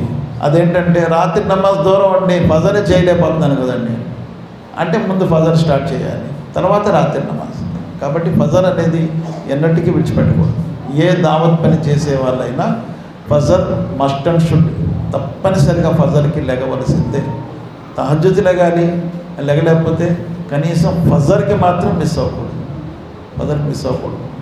ఎందుకు? అల్లాహ్ సుబ్హానహు వ తఆలా ఫజర్ గురించి ఏమంటున్నాడు చూడండి. 17వ సూర తీయండి, సూర బనీ ఇస్రాయిల్.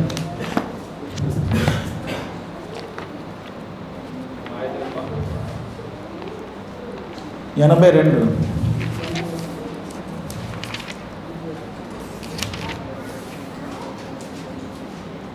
మేము అవతరింపజేసే ఈ ఖురాన్ విశ్వాసుల కొరకు అశాంతం, స్పష్టత, కారుణ్య ప్రదాయి. అయితే దుర్మార్గులకు నష్టం కలగదు తప్ప మరే అది ఇస్తాయి.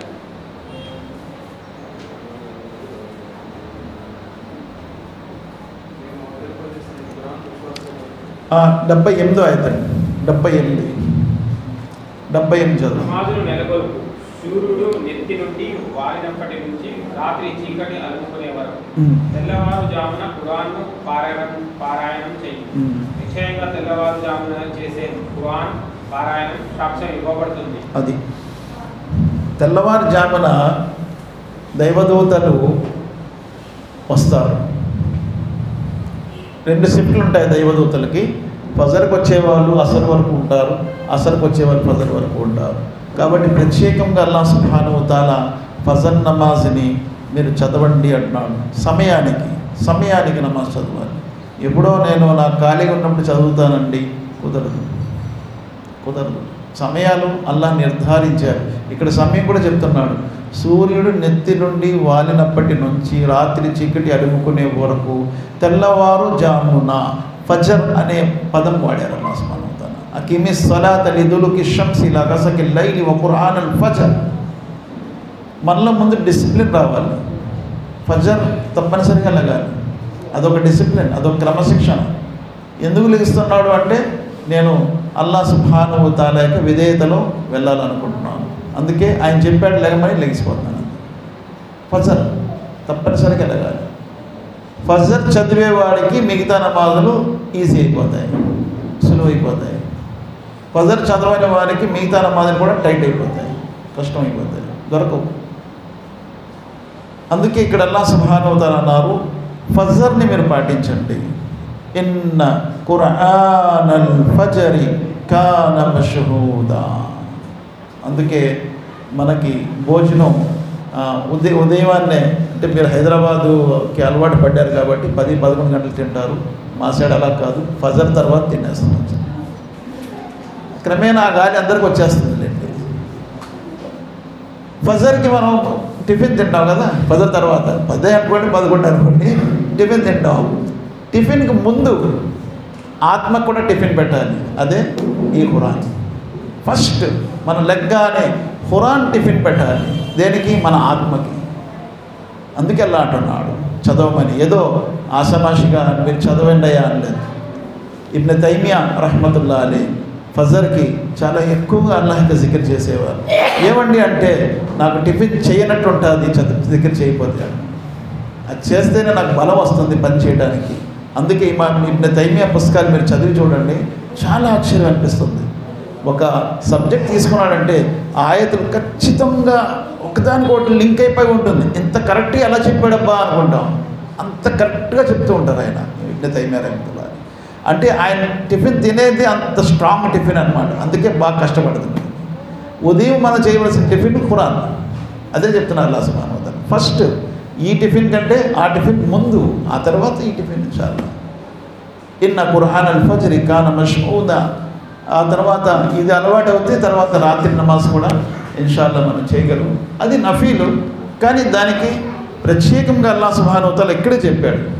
ఇక్కడే ఆయత్లో, ఆయత్ నెంబర్ 79 చూడండి. ఫజర్ తర్వాత ఆయత్ చెప్పాడు, వమినల్ లైలి ఫతహజ్జద్ బి నాఫిలతన్ లక్. చదవండి.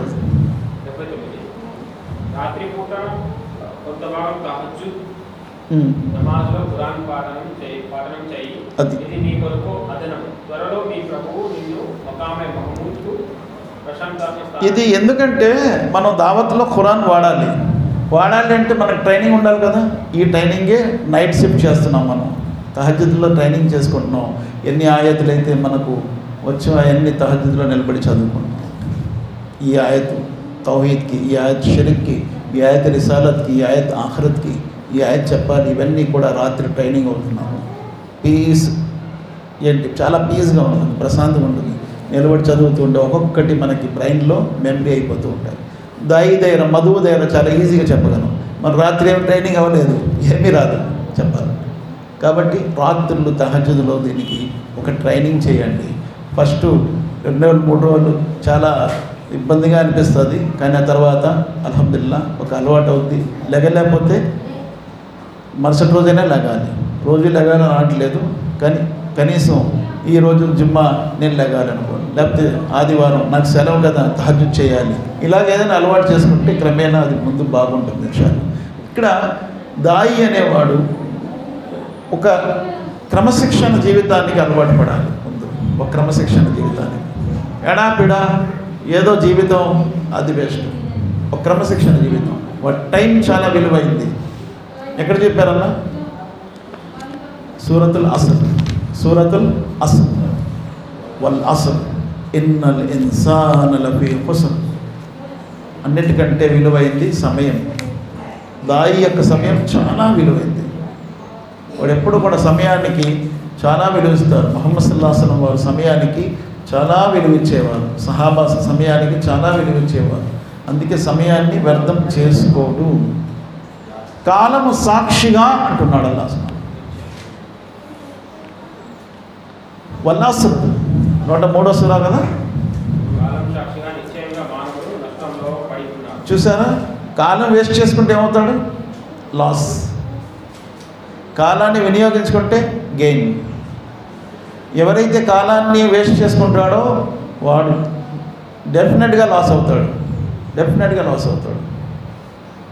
ఒక్కొక్క రోజు వాడి మీద గడిచిపోతుందంటే వాడు ఒక్కొక్క రోజు లాస్ అయిపోతున్నాడు. మళ్ళా లైఫ్లో ఆ ఒక్కరోజు దొరుకుతుందా? దొరకదు. కాబట్టి లైఫ్లో టైం వేస్ట్ చేయకూడదు. దాయికి చాలా డిసిప్లిన్ ఉండాలి. వాడికి టెన్షన్ వచ్చేస్తుంది, టైం వేస్ట్ అవుతుందంటే, టైం వేస్ట్ అవుతుంది చెప్పి టెన్షన్ వచ్చేస్తుంది. ఆ టైంని చాలా వినియోగం చేసుకుంటాడు దాయి. అల్లాహ్ సుబ్హానహు వ తఆలా అందరికంటే పెద్ద దాయి ఎవరిని చేశారు? ముహమ్మద్ సల్లల్లాహు అలైహి వసల్లం. ఇంత ఖురాన్ ఆయన ఎలా చెప్పగలిగారు? ఇన్ని హదీసులు. ఏమంటే మొత్తం ముహద్దీసులందరూ ఎంతమంది ఉన్నారు?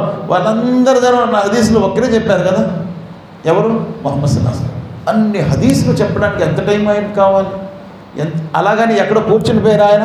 లేదు, దావత్ పని కూడా చేశారు. ఆయన తిరగని ప్రదేశం లేదు, అన్ని చోట్ల వెళ్ళి దావత్ చేశారు. యుద్ధ రంగంలో కూడా వెళ్ళారు, రణభూమిలో కూడా వెళ్ళారు. అలాగని ఇప్పుడు భార్య పిల్లలు ఏమి లేరని లేదు, చాలామంది భార్యలు కూడా ఉన్నారు. అలాగని వ్యాపారం ఏ లేదండి, బోల్ సంపాదన అయింది ఏమీ లేదు, వ్యాపారం కూడా చేసేవాడు ఆయన. అల్లాహు అక్బర్. మరి అంత టైం ఎక్కడ దొరికింది?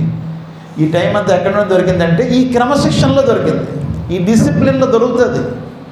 ఈ డిసిప్లిన్ మనం పాటిస్తే ఆ సమయం దొరుకుతుంది. మనం అనుకుంటాం తెల్లవారు లెగిస్తే నిద్ర పాడైపోతుందండి, తహజ్జుద్ లెగిస్తే నిద్ర పాడైపోతుందండి. అలాగని చూసుకుంటే అల్లాహ్ సుబ్హానహు వ తఆలా వేరే జీవజాతుల్ని మన ముందు పెట్టాడు. అవి మనకంటే ముందు లెగిస్తాయి, వాటి నిద్ర పాడైపోతుందా? చీమలు ఎలా పనిచేస్తాయండి? పని చేస్తూ నిద్రపోతూ ఉంటాయండి అవి. అలాగే మనం కూడా ఈ పని చేస్తూ అక్కడక్కడ గొరకలు తీస్తూ ఉంటాం. ఆ రకంగా ఒక దాయి క్రమశిక్షణ నేర్చుకోవాలి, ముందు డిసిప్లిన్ నేర్చుకోవాలి, తర్వాత దావత్ చేయగలడు. ముందు దావత్ ఆ తర్వాత క్రమశిక్షణ అంటే వేస్ట్, వాడు దావతే వేస్ట్ ఉంటుంది. కాబట్టి క్రమశిక్షణ అవసరం. ఎందుకంటే వాడి జీవితంలో ఏది కూడా విడిచిపెట్టలేడు. పెళ్ళి విడిచిపెట్టలేడు, భార్యాపిల్లలు విడిచిపెట్టలేడు, చదవటం విడిచిపెట్టలేదు, నమాజ్ విడిచిపెట్టలేడు, అల్లాహ్ హక్కులు విడిచిపెట్టలేడు, దాసుల హక్కులు విడిచిపెట్టలేడు. మరి ఇవన్నీ పాటించాలి అంటే దానికి ఒక క్రమశిక్షణ ఉండాలి. ఉంటేనే అది ఖచ్చితంగా జరుగుతుంది. అల్లాహ్ ఈ విశ్వానికి ఒక క్రమశిక్షణలో నడిపిస్తున్నాడా లేదా? ఎప్పుడు పడితే అప్పుడు రాత్రి చేయడం, ఎప్పుడు పడితే అప్పుడు పగలు చేయడా, ఊరుకోండి నేను నాకు ఖాళీ లేదు, ఇప్పుడు రాత్రి అవ్వదు పగలే అన్నాడేంటి? అలాగే ఉందా? ఖచ్చితంగా క్రమశిక్షణ అల్లాహ్ పాటిస్తున్నాడు. కాబట్టి ఈ సృష్టి మనకు ఒక క్రమశిక్షణ నేర్పిస్తుంది. నువ్వు కూడా నేర్చుకో, డిసిప్లిన్ నేర్చుకుంటే ఆరోగ్యంగా ఉంటావు. అనారోగ్యం దగ్గర రాదు, కరువు దగ్గరికి రాదు, బర్కత్ ఉంటుంది, శుభం ఉంటుంది. క్రమశిక్షణ అవసరం. సమయానికి చాలా విలువ ఉంటుంది. అందుకే అల్లాహ్ వాళ్ళ అసర్ అన్నాడు. ఇందులో రెండు అర్థాలు ఉన్నాయి. మరొక అర్థం అసర్ నమాజ్కి విలువ ఉంది, అందుకే అసర్ అన్నాడు అల్లాహ్. వాళ్ళు ఫజర్ అని అక్కడ అన్నాడు, ఫజర్ సాక్షిగా. వాళ్ళు అసర్ అన్నాడు, వాళ్ళు ఇషా అన్నాడా? అనలేదు. వాళ్ళు మగరిబ్ అన్నాడా? అనలేదు. అసర్కి చాలా విలువ ఉంది, అందుకే మధ్య నమాజ్ అన్నాడు. హాఫిజ్ అల సలవాతి వస్సలాతిల్ ఉస్తా వఖూము లిల్లాహి ఖానితీన్. నమాజుల్ని భద్రపరచండి, ప్రత్యేకంగా మధ్య నమాజ్ అన్నాడు. ఉంది కదా ఎక్కడది? సూర్య బక్రాలు వస్తుంది చూడండి.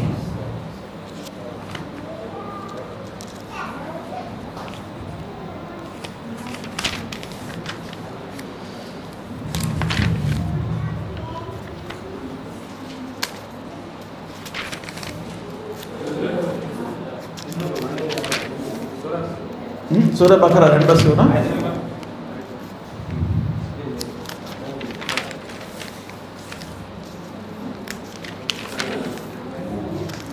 ఆయత్ నంబర్ 238.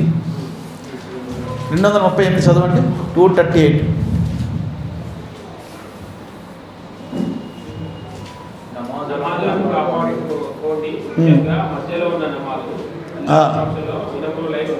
ముందు నమాజుల్ని కాపాడండి అన్నాడు, ప్రత్యేకంగా మధ్యస్థ నమాజ్ అన్నాడు.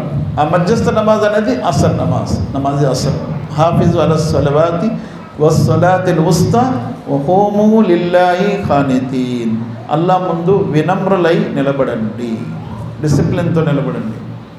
కాబట్టి అసర్ రెండు అర్థాలు ఉన్నాయి. ఒక అసర్ కాలం సమయం, రెండవ అసర్ నమాజ్ అసర్. అందుకే నమాజ్ అస్సర్ ఎవరిదైతే ఖజా అవుతుందో, వారి ధనము సంతానము పోయినట్లే అన్నారు. కజా అయితే ధనము సంతానము పోయినంత నష్టము అన్నారు. ఎవరైతే నమాజ్ అసలు మానేస్తారో వారు అవిశ్వాసులైపోతారు. కుఫర్ అన్నారు. అంటే ఇక్కడ ఏంటి? కబీరా గుణ. నమాజ్ అస్సలు ఎవరైతే మానేస్తాడో కబీరా గుణ అన్నాడు. కబీరా గుణ పెద్ద పాపం. మళ్ళీ ఏం చేయాలి? తౌబా చేసుకొని ఇంక జీవితంలో ఎప్పుడు నమాజ్ అసలు మానకూడదు. అసలు అందుకే సమయానికి చదివేయాలి. మనకేమైనా డౌట్ ఉంది, నేను ప్రయాణంలో ఉన్నాను అసలు నమాజ్ పోతుందని, జోహర్తో పాటు చదివేయడం బెస్ట్ ప్రయాణంలో ఉన్నప్పుడు. అందుకే ఏం చేశారు? దాన్ని తక్దీమ్ తాఖీర్ అన్నారు. ముందైనా చదవచ్చు లేదా తర్వాతైనా. జోహర్ని అసర్లో పెట్టుకోవచ్చు, అసర్ని జోహర్లో పెట్టుకోవచ్చు. దీన్ని కొంతమంది కబీరా గుణ అంటారు. అది కబీరా గుణ అవదు. సమయాన్ని బట్టి ప్రవక్త సల్లల్లాహు అలైహి వసల్లం వారు 2 నమాజులు కలిపి చదివారు. కాబట్టి అస్సర్ మిస్ అవ్వకూడదు, ఇది గుర్తుంచుకోవాలి. మగరిబ్ దగ్గరికి వెళ్ళకూడదు, అసలు చదివేయాలి తొందరగా ఇన్షాల్లాహ్. కొన్ని క్రమశిక్షణలు పాటించాలి. దావత్ కూడా చేయాలి. దావత్ చేయాలి అంటే దావత్కి కావాల్సినటువంటి మెటీరియల్ మనము ఖురాన్లో ముందు తీసుకోవాలి. ఖురాన్లో ఎలా తీసుకోగలము? ఖురాన్ని మనం చదువుతూ ఉండాలి. చదువుతూ ఉంటే ఖురాన్ ద్వారా దావత్ చేయొచ్చు. కాబట్టి దావత్ అనేది చేయటానికి అల్లాహ్ సుబ్హానహు తఆలా మనల్ని ఉనికిలో తీసుకొచ్చాడు. నేనేం చెప్తానంటే ప్రత్యేకంగా ఎవరైతే కితాబుల్లా సున్నతి రసూల్లాపై ఉన్నారో వాళ్ళని అల్లాహ్ ఉనికిలో తీసుకొచ్చాడు దావత్ కోసమే, దావత్ పని కోసమే. ఎక్కడుంది?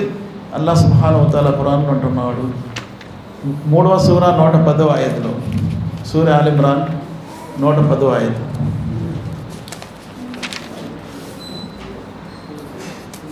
మానవుల కోసం ఉనికిలోనికి తీసుకురాబడిన శ్రేష్ఠ సమాజం మీరు మంచి విషయాలకై ఆజ్ఞాపిస్తారు, చెడు నుంచి ఆపుతారు, ఇంకా మీరు అల్లాహ్ను విశ్వసిస్తారు. గ్రంథవాహులు కూడా విశ్వసించి ఉంటే అది వారి కోసం శ్రేయస్కరమయ్యేది. వారిలో కొందరు విశ్వాసులు కూడా ఉన్నారు, కానీ అత్యధికులు అవిధేయులే. చూసారా? కుంతుం ఖైర ఉమ్మతిన్, మీరు ఒక మంచి సమూహం. ఉఖ్రిజత్ లిన్నాస్, ప్రజల కొరకు మిమ్మల్ని అల్లాహ్ రంగంలోకి తీసుకొచ్చాడు. అంటే మనం ఇక్కడ కనిపిస్తున్నామంటే ఈరోజు దావా సెంటర్లో ఎంతమంది అల్లాహ్ మనల్ని ఎన్నుకున్నాడు అనే విషయం ఇక్కడ ప్రస్తావిస్తున్నాడు. ఎవరి కోసం? ప్రజల కోసం, బయట ఉన్న ప్రజల కోసం. అయితే ఏం చేయాలి? తామురున బిల్ మారూఫ్, మారూఫ్ని చెప్పాలి, మంచిని చెప్పాలి. తన్హౌన అనిల్ మున్కర్, చెడు నుండి ఆపాలి. ఆ మంచి ఏంటి చెడు ఏంటి మనం ముందు తెలుసుకోవాలి. తెలుసుకోవడానికే ఒక ట్రైనింగ్ సెంటర్, ఒక దావా సెంటర్ క్రితం ఓపెన్ చేశారు. కొంతమంది కలిసి ఇటువంటి సౌలభ్యం కలుగజేశారు. దాన్ని వినియోగించుకోవాలి అంటే అక్కడ వచ్చి కూర్చొని ఒక ట్రైనింగ్ క్యాంప్ మనది నడిపించుకోవాలి. ఆ తర్వాత దావత్ చేయవచ్చు.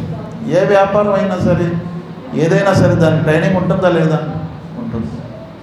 లేదండి అవేం అవసరం లేదు, ఏదో ఒకటి అక్కడ చేసేస్తాం వెళ్ళి అంటే అది ఏదో ఒకటి అవుతుంది. ఏదో ఒకటి చేయడానికి అవ్వలేదు. ముందు నేర్చుకోవాలి, కొంచెం తెలుసుకోవాలి. అది నేర్చుకున్నది అక్కడ ప్రాక్టికల్గా మనం బయటికి వెళ్ళి చేయాలి. కాబట్టి ఇక్కడ ఎలా అంటున్నారు? వలౌ ఆమన అహ్లుల్ కితాబి లకాన ఖైరన్ లహుమ్ మిన్హుముల్ ముమినూన వ అక్సరుహుల్ ఫాసికూన్. సరే, ఈ ఆయత. అలాగే 104వ ఆయత చూడండి. నేను వైపుకు పిలిచే చెయ్యమని ఆజ్ఞాపించే చెడుల నుంచి వారించే ఒక వర్గం మీద ఉండాలి. ఈ పనిని చేసేవారే సాఫల్యాన్ని పొందుతారు. ఇక్కడ ఆర్డరా లేకపోతే మామూలుగా చెప్తున్నారు? అలా ఒక ఆర్డర్ తప్పనిసరిగా ఉండాలి అంటున్నాడు అల్లాహ్ సుబ్హానహు వ తఆలా. వల్ తకుం మిన్కుం ఉమ్మతు యదూన ఇలల్ ఖైర్, ఆర్డర్. తప్పనిసరిగా మీలో కొంతమంది పని కోసం కేటాయించబడాలి. మరి మాకు పనులు ఉంటాయి కదండి అంటే ఆ పనులు మానియండి అనకూడదు. ఆ పనుల గురించి సౌకర్యము సంఘం కల్పించాలి. మీకు పని ఉందా? అది మేము చూస్తాం, దాని సంగతి మీరు ఈ పని చేయండి. అప్పుడే చేయగలం కదా. ఇప్పుడు ఒక జమాత్ గురించి ప్రవక్త సల్లల్లాహు అలైహి వసల్లం ఏమన్నారు? ఒక దేహం లాంటిది అన్నారు. దేహంలో ఉన్నది ప్రతి ఒక్కటి తన పని చేసుకుంటుంది. ప్రతి ఒక్కటి తన పని చేసుకుంటారు. ఎక్కడైనా ఏమైనా ప్రమాదం వస్తే మొత్తం దేహం అంతా కలిసి పోరాడుతుంది, ఫైట్ చేస్తుంది. జ్వరం ఎందుకు వస్తుంది? అన్నీ కలిసి ఫైట్ చేస్తుంది. అప్పుడు అది తగ్గిపోతుంది ఇన్షాల్లా. మరి సేమ్ ఇదే ప్రవక్త సల్లల్లాహు అలైహి వసల్లం కూడా అందుకే దేహం అన్నారు. ఈ దేహంలో ఏమైనా ప్రాబ్లం వచ్చింది, అందరూ కలిసి దాని గురించి శ్రమిస్తారు, కృషి చేస్తారు, అందరూ తలో చెయ్యేస్తారు, ఆ పని ఈజీ అయిపోతుంది ఇన్షాల్లా. అంతేగాని లేదండి మీరే చేయాలి, మీరు సెంటర్ ఎందుకు పెట్టారు కదా మీరు చేయండి అంటే అదంతా అందరూ కలిసి చేయాలి. అంతేగాని ఆయన ఏదో బరువెత్తాడని ఇంకో మూట ఆయన మీద పెట్టేసి ఇంకోటి కూడా పెట్టేసి మొయ్యాలి, ఎవరి కోసం మోస్తావు అంటే అందరి కోసం మొయ్యాలి, అందరి కోసం అందరిని నమ్ముకొని అందరినీ చూసుకొని. ఈయనేమో బరువెత్తాడు, మీరందరూ వెళ్ళిపోతే ఈయనేమవుతాడు, ఈయన కూడా పడేస్తాడు కింద, నాకు ఎందుకని చెప్పి అయిపోయింది. కాబట్టి అందరూ కలిసికట్టుగా చేయవలసింది. అందుకే మీలో ఒక సమూహం తప్పనిసరిగా ఉండాలి. ఉండాలి అంటే సంఘం వాళ్ళు ఒక సమూహం పెట్టాలి, ఒక దావా విభాగం పెట్టాలి. పెట్టి మీకు అదే పని, మీకు కావాల్సినవన్నీ మేము అరేంజ్మెంట్ చేస్తూ ఉంటాం, ఏర్పాటు చేస్తూ ఉంటాం, మీరు పని చేయండి. అప్పుడు అవుద్దా లేదా? చాలా సులువుగా అవుతుంది. ముహమ్మద్ సల్లల్లాహు అలైహి వసల్లం అలాగే చేశారు కాబట్టి పని సులువు అయిపోయింది. సహాబా అలాగే చేశారు, తాబీన్ అలాగే చేశారు. అందుకే చందాను వసూలు చేశారు. తబుక్ కోసం వెళ్ళాలి, ప్రవక్త సల్లల్లాహు అలైహి వసల్లం పదే పదే అనౌన్స్మెంట్ చేస్తూ ఉన్నారు. ప్రజలు ధనం తీసుకొచ్చి ఇస్తూనే ఉన్నారు, ఇంకా అనౌన్స్మెంట్ చేస్తున్నారు, ఇంకా ఇస్తూనే ఉన్నారు. ఎందుకంటే అంత ఖర్చు ఉంది అక్కడ, అంత ఖర్చు అవుద్ది. లేదు నేను ఒక్కడనే చేసేస్తానంటే అవ్వదు, అందరు కలిసి చేయవలసిన పనులు ఇవి. చివరికి ఒక వ్యక్తి ఒక సా అంటే 2.5 కిలో ఖర్జూరం తీసుకొచ్చి ఇచ్చాడు. అది కూడా తీసుకున్నారు ప్రవక్త సల్లల్లాహు అలైహి వసల్లం. ఇవేం పనికి వస్తాయా అన్నాడు. ఎవరు? మునాఫికులు అన్నారు, ఇవేం పనికి వస్తాయి? ఒక్కొక్కడు పెద్ద ఇల్లు ఖాళీ చేసి తీసుకొచ్చి ఇచ్చేస్తూ ఉంటే వీడేమో 2.5 కేజీలు ఖర్జూరం తెస్తాడండి అని నవ్వారు. ముహమ్మద్ సల్లల్లాహు అలైహి వసల్లం పక్కన పెట్టారు. అల్లా అన్నాడు, ఇవన్నీ ఒకవైపు ఈయనిచ్చిందే నేను స్వీకరించాను అన్నాడు. ఆ ఒక్కసారి కబూల్ అయిపోయింది అల్హమ్దులిల్లా. అంటే దాంట్లోనే అసలు బర్కత్ ఉంది. ఇక్కడ ఏంటి, ప్రతి వాడు కూడా ఈ పని కోసం నడుము కట్టుకోవాలి, అప్పుడే అవుతుంది. అందుకే అల్లా అంటాడు వల్తకుం మిన్కుం. ఇక్కడ మిన్కుం ఉంది చూడండి, మిన్కుం అంటే మీ అందరి, మిన్కుం వల్తకుం మిన్కుం, మీలో మీ అందరిలో కొంతమంది ఉండాలి. యదూన ఇలల్ ఖైర్, ప్రజలకు మంచి వైపు పిలవటానికి. అంటే ఇది తప్పనిసరి. ఇక్కడ దావత్ చేయటం అనేది ఫర్జుల్ ఐన్, ఫర్జుల్ కిఫాయా కాదు. రెండు ఉన్నాయి కదా, ఫర్జుల్ ఐన్, ఫర్జుల్ కిఫాయా. అంటే ఏంటండి ఫర్జుల్ ఐన్ అంటే ఏంటి, ఫర్జుల్ కిఫాయా అంటే ఏంటి? జనాజా నమాజ్కి ఫర్జుల్ కిఫాయా అంటారు, తెలుసా? ఫర్జుల్ కిఫాయా. ఊర్లో ఒక 200 ఇళ్ళు ఉన్నాయి, ఎవరైనా చనిపోయారు. ఊర్లో 200 ఇళ్ళు ఉన్నాయి, ఎవరైనా చనిపోయారు. ఫర్జుల్ కిఫాయా ఎందుకన్నారంటే ఒక 10-20 ఇళ్ళు ఉంటే చాలు, జనాజా అయిపోద్ది. ఒక 20 ఇళ్ళు వస్తే చాలు, 200 కదా, ఒక 20 ఇళ్ళు చాలు.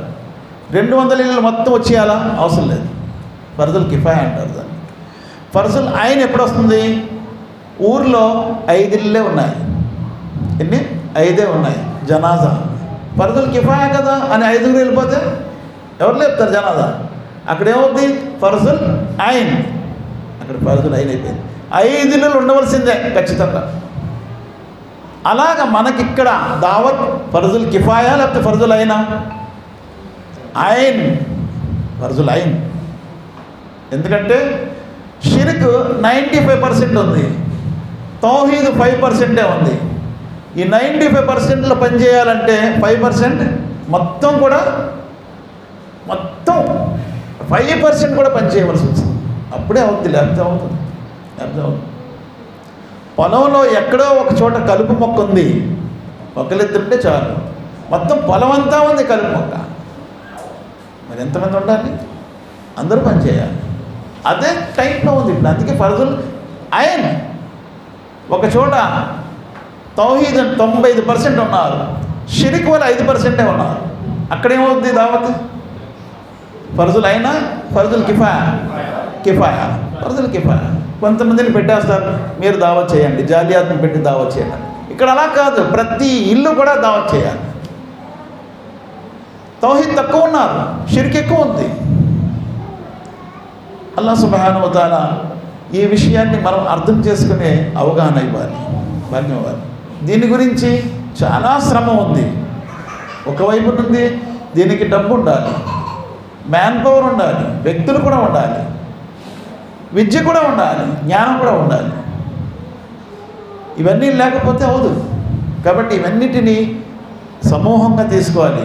విద్యావంతుల్ని, ఎవరైతే విద్యావంతులు ఉన్నారో ఉలమాలు, ఆలింలు, వాళ్ళని తీసుకోవాలి. ధనవంతుల్ని తీసుకోవాలి, ప్రజల్ని కూడా తీసుకోవాలి. అందరూ కలిసి చేసే పని ఇది, చేయవలసింది దావత్. చాలా పెద్ద పని, చాలా పెద్ద పని. అందులో రెగ్యులారిటీ ఉంటుంది, అందులో కంటిన్యూటీ ఉంటుంది. ఏదో ఒకరిద్దరు చేస్తే ఎప్పుడో రంజాన్కో బక్రీద్కో దావత్ పని చేస్తారు, అయిపోయింది. అది దావత్ కాదు. రెగ్యులారిటీ, ఒక సిస్టమ్ ఉండాలి, దానికి ఒక డిసిప్లిన్ ఉండాలి. ఎలాగా ఫజర్కి ఖచ్చితంగా అదా ఇస్తున్నావు లేదా? ఈరోజు లేదండి, ఫజర్కి మోజన్ గారు లేరు, ఇమాం గారు లేరు, మధ్యలో తాళం వేస్తాం. అలా ఎప్పుడైనా ఉందా? లేదు. అల్లా మాకేం నేర్పించారు? అంత ఖచ్చితమైన డిసిప్లిన్ నేర్పించారు. ఫజర్ ఖచ్చితంగా అవుతుంది, అజాన్, జోహర్ ఖచ్చితంగా అవుతుంది, అసర్ ఖచ్చితంగా అవుతుంది, మగరిబ్ ఖచ్చితంగా, ఇషా. ఇదే మనకు డిసిప్లిన్ నేర్పిస్తుంది. అలా దావత్ కూడా ఖచ్చితంగా అవ్వాలి. దానికి ఒక షెడ్యూల్ ఉండాలి. ఈరోజు దావా వర్క్ ఏంటి, రేపు వర్క్ ఏంటి, దావా వర్క్, దానికి ఒక టైం టేబుల్ ఉండాలి. దావా సెంటర్లో టైం టేబుల్ కనిపించాలి, మంత్లీ టైం టేబుల్, షెడ్యూల్. ఎవరు చూసినా తెలిసిపోద్ది, ఓహో ఈ పనులు అవుతాయి, ఇక్కడ ఫీల్డ్ వర్క్ పలానా టైంలో అవుతుంది, ట్రైనింగ్ క్లాస్ పలానా టైంలో అవుతుంది, దావా వర్క్లో వేరే చోట వెళ్ళి పనిచేసేది ఇలా అవుతుంది, తెలుగు దావా వర్క్ ఇలా అవుతుంది, ఉర్దూ దావా ఇలా అవుతుంది, ఇస్లాం పని ఇలా అవుతుంది, మొత్తం టైం టేబుల్ ఉండాలి. లేడీస్ స్పీకింగ్లో ఇలా అవుతుంది, పిల్లల్లో ఇలా అవుతుంది, జెంట్స్లో ఇలా అవుతుంది. ఒక సిస్టమేటిక్ ఉండాలంటున్నాను. ఇవన్నీ రావాలి అంటే ఇలాంటివి ఎన్నో సెట్టింగ్స్ ఉండాలి. మనం సెట్టింగ్స్ ఉండి ఒక్కొక్కటి దానికి టైం తీసుకోవాలి, సమయం తీసుకోవాలి. సమయం దొరుకుతుంది. ఎప్పుడు దొరుకుతుంది తెలుసా? ఒక సిస్టమేటిక్ ఉంటే సమయం దొరుకుతుంది. సిస్టమ్ లేకపోతే ఎవరికి సమయం దొరకదు, ఎవరికి సమయం దొరకదు. సిస్టమ్ ఉంటేనే సమయం దొరుకుతుంది. ఫలానా టైం అంటే టైం ఖచ్చితంగా అందరికీ సమయం దొరుకుతుంది. హజ్ చూడండి ఎలా వస్తారు, సిస్టమేటిక్, కరెక్ట్గా ఆ డేట్స్లోనే హజ్. అదేంటండి మాకేం పెళ్ళిళ్ళు ఉన్నాయి, మేము తర్వాత వస్తామంటే హజ్ అయిపోద్ది, అక్కడ హజ్ అయిపోద్ది. అది డిసిప్లిన్ కాదు. అల్లా అన్నారు ఈ డేట్స్లో హజ్ అంతే, ఆ తర్వాత నువ్వు ఎంత కొట్టుకున్నా హజ్ ఉంది, అక్కడ ఎవడు ఉండడు. అలా ఒక సిస్టమ్, ఒక డిసిప్లిన్ పాటిస్తే ముందు ముందు కొంచెం కష్టం అనిపిస్తుంది, తర్వాత ఆ టైంలో మనము ఫ్రీ అయిపోతుంటాం. అలా కొన్ని పాటించాలి. అల్లాహ్ సుబ్హానహు వ తఆలా కూడా మనల్ని ఇవన్నీ చెప్పాడు. అయితే ఇంకా ప్రవక్త సల్లల్లాహు అలైహి వసల్లం వారు అన్ని పనుల కంటే దావత్ పనే మంచిది అని అన్నారు. ఎక్కడన్నారు? 41వ సూరాలో 33వ ఆయతలో ఉంటుంది, సూర హమీమ్ సజ్దాలో.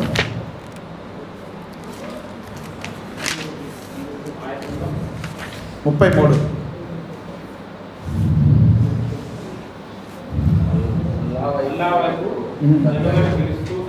సత్కార్యాలు చేస్తూ నేను విధేయుల ముస్లింలలో ఒకడును అని పలికే వారి మాట కంటే మంచి మాట మరెవరిది కావాలి. మంచి మాట మరింకేది లేదు.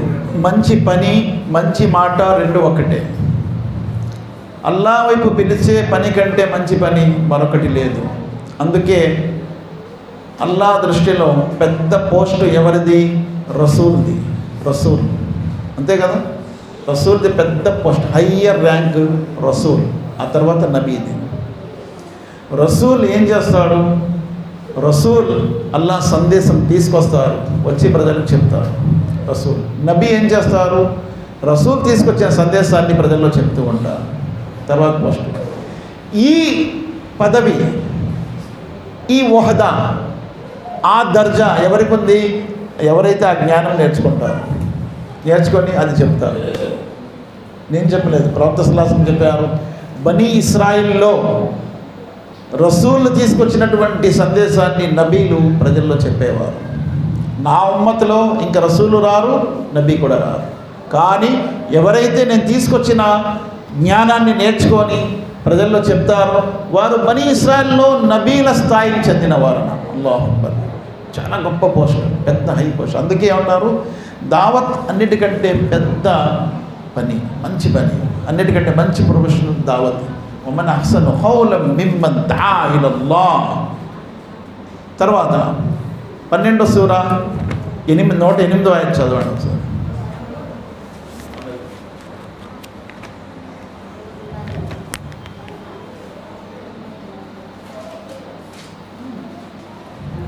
లాస్ట్ అయితే టైం కూడా అయిపోయింది. ఓ ప్రవక్త, నువ్వు వాళ్ళకు చెప్పే నా మార్గం అయితే ఇదే. నేను నా అనుయాయులు పూర్తి అవగాహనతో దృఢ నమ్మకంతో అల్లాహ్ వైపు పిలుస్తున్నాను. అల్లాహ్ పరమ పవిత్రుడు. నేను అల్లాహ్కు భాగస్వామిని కల్పించే శక్తి చేసే వాడిని కాను. ఇక్కడ ఏమన్నా చూడండి, కుల్ హాదిహి సబీలి, చెప్పండి ఓ ప్రవక్త, ఇదే నా మార్గము. హాది సబీలి, ఇదే నా మార్గము. ఏంటి ఆ మార్గము అనేది చూస్తే, అదు ఇలల్లా, ప్రజలను అల్లా వైపు పిలవడం. ప్రవక్త సల్లల్లాహు అలైహి వసల్లం వారి మార్గం ఏంటి? ప్రజలను అల్లా వైపు పిలవటం. ఎలా పిలవాలి? అలా బసీరతిన్, పూర్తి జ్ఞానముతో, ఆధారాలతో, సాక్ష్యాలతో. కాబట్టి జ్ఞానం నేర్చుకోవడం అవసరమని తెలుస్తుంది దావత్ పనిచేసేవాళ్ళకి. అలా బసీరతిన్ ఆన వమన్ ఇత్తబాని, నేను నా అనుచరులు, మా టీం అందరూ కూడా ఇదే పని చేస్తారు. ప్రవక్త అనుచరుల పని ఏంటంటే ప్రజల్ని అల్లా వైపు పిలవాలి. దేంతో? జ్ఞానముతో. ఓ సుబ్హానల్లాహ్ వమా అనా మినల్ ముష్రికీన్, అల్లా పరిశుద్ధుడు మరియు నేమేమో ముష్రికుల్లో చేరిన వారు కాదు. దాయి ఎప్పుడు కూడా ముష్రిక్ కాలేడు, షిరిక్ నుండి దూరంగా ఉంటాడు. అల్లా యొక్క పవిత్రత కొనియాడుతూ ఉంటాడు, తన గొప్పతనం చెప్పుకోడు. అది అల్లా సుబ్హానహు వ తఆలాతో దువా చేస్తూ నేను ముగిస్తున్నా. అల్లా ఖురాన్ మరియు హదీస్ రెండు చదువుతూ వాటిని ఆచరిస్తూ ఆ విషయాల్ని తెలియని వారి వరకు అందించే భాగ్యాన్ని సాయంకాక. రబ్బనా తఖబ్బల్ మిన్నా ఇన్నక అంత సమీఉల్ అలీమ్ వతుబ్ అలైనా ఇన్నక అంత తవ్వాబుర్ రహీమ్. సుబ్హాన రబ్బిక రబ్బిల్ ఇజ్జతి అమ్మా యసిఫూన్ వ సలామున్ అలల్ ముర్సలీన్ వల్హమ్దులిల్లాహి రబ్బిల్ ఆలమీన్ బిరహ్మతిక యా అర్హమర్ రాహిమీన్.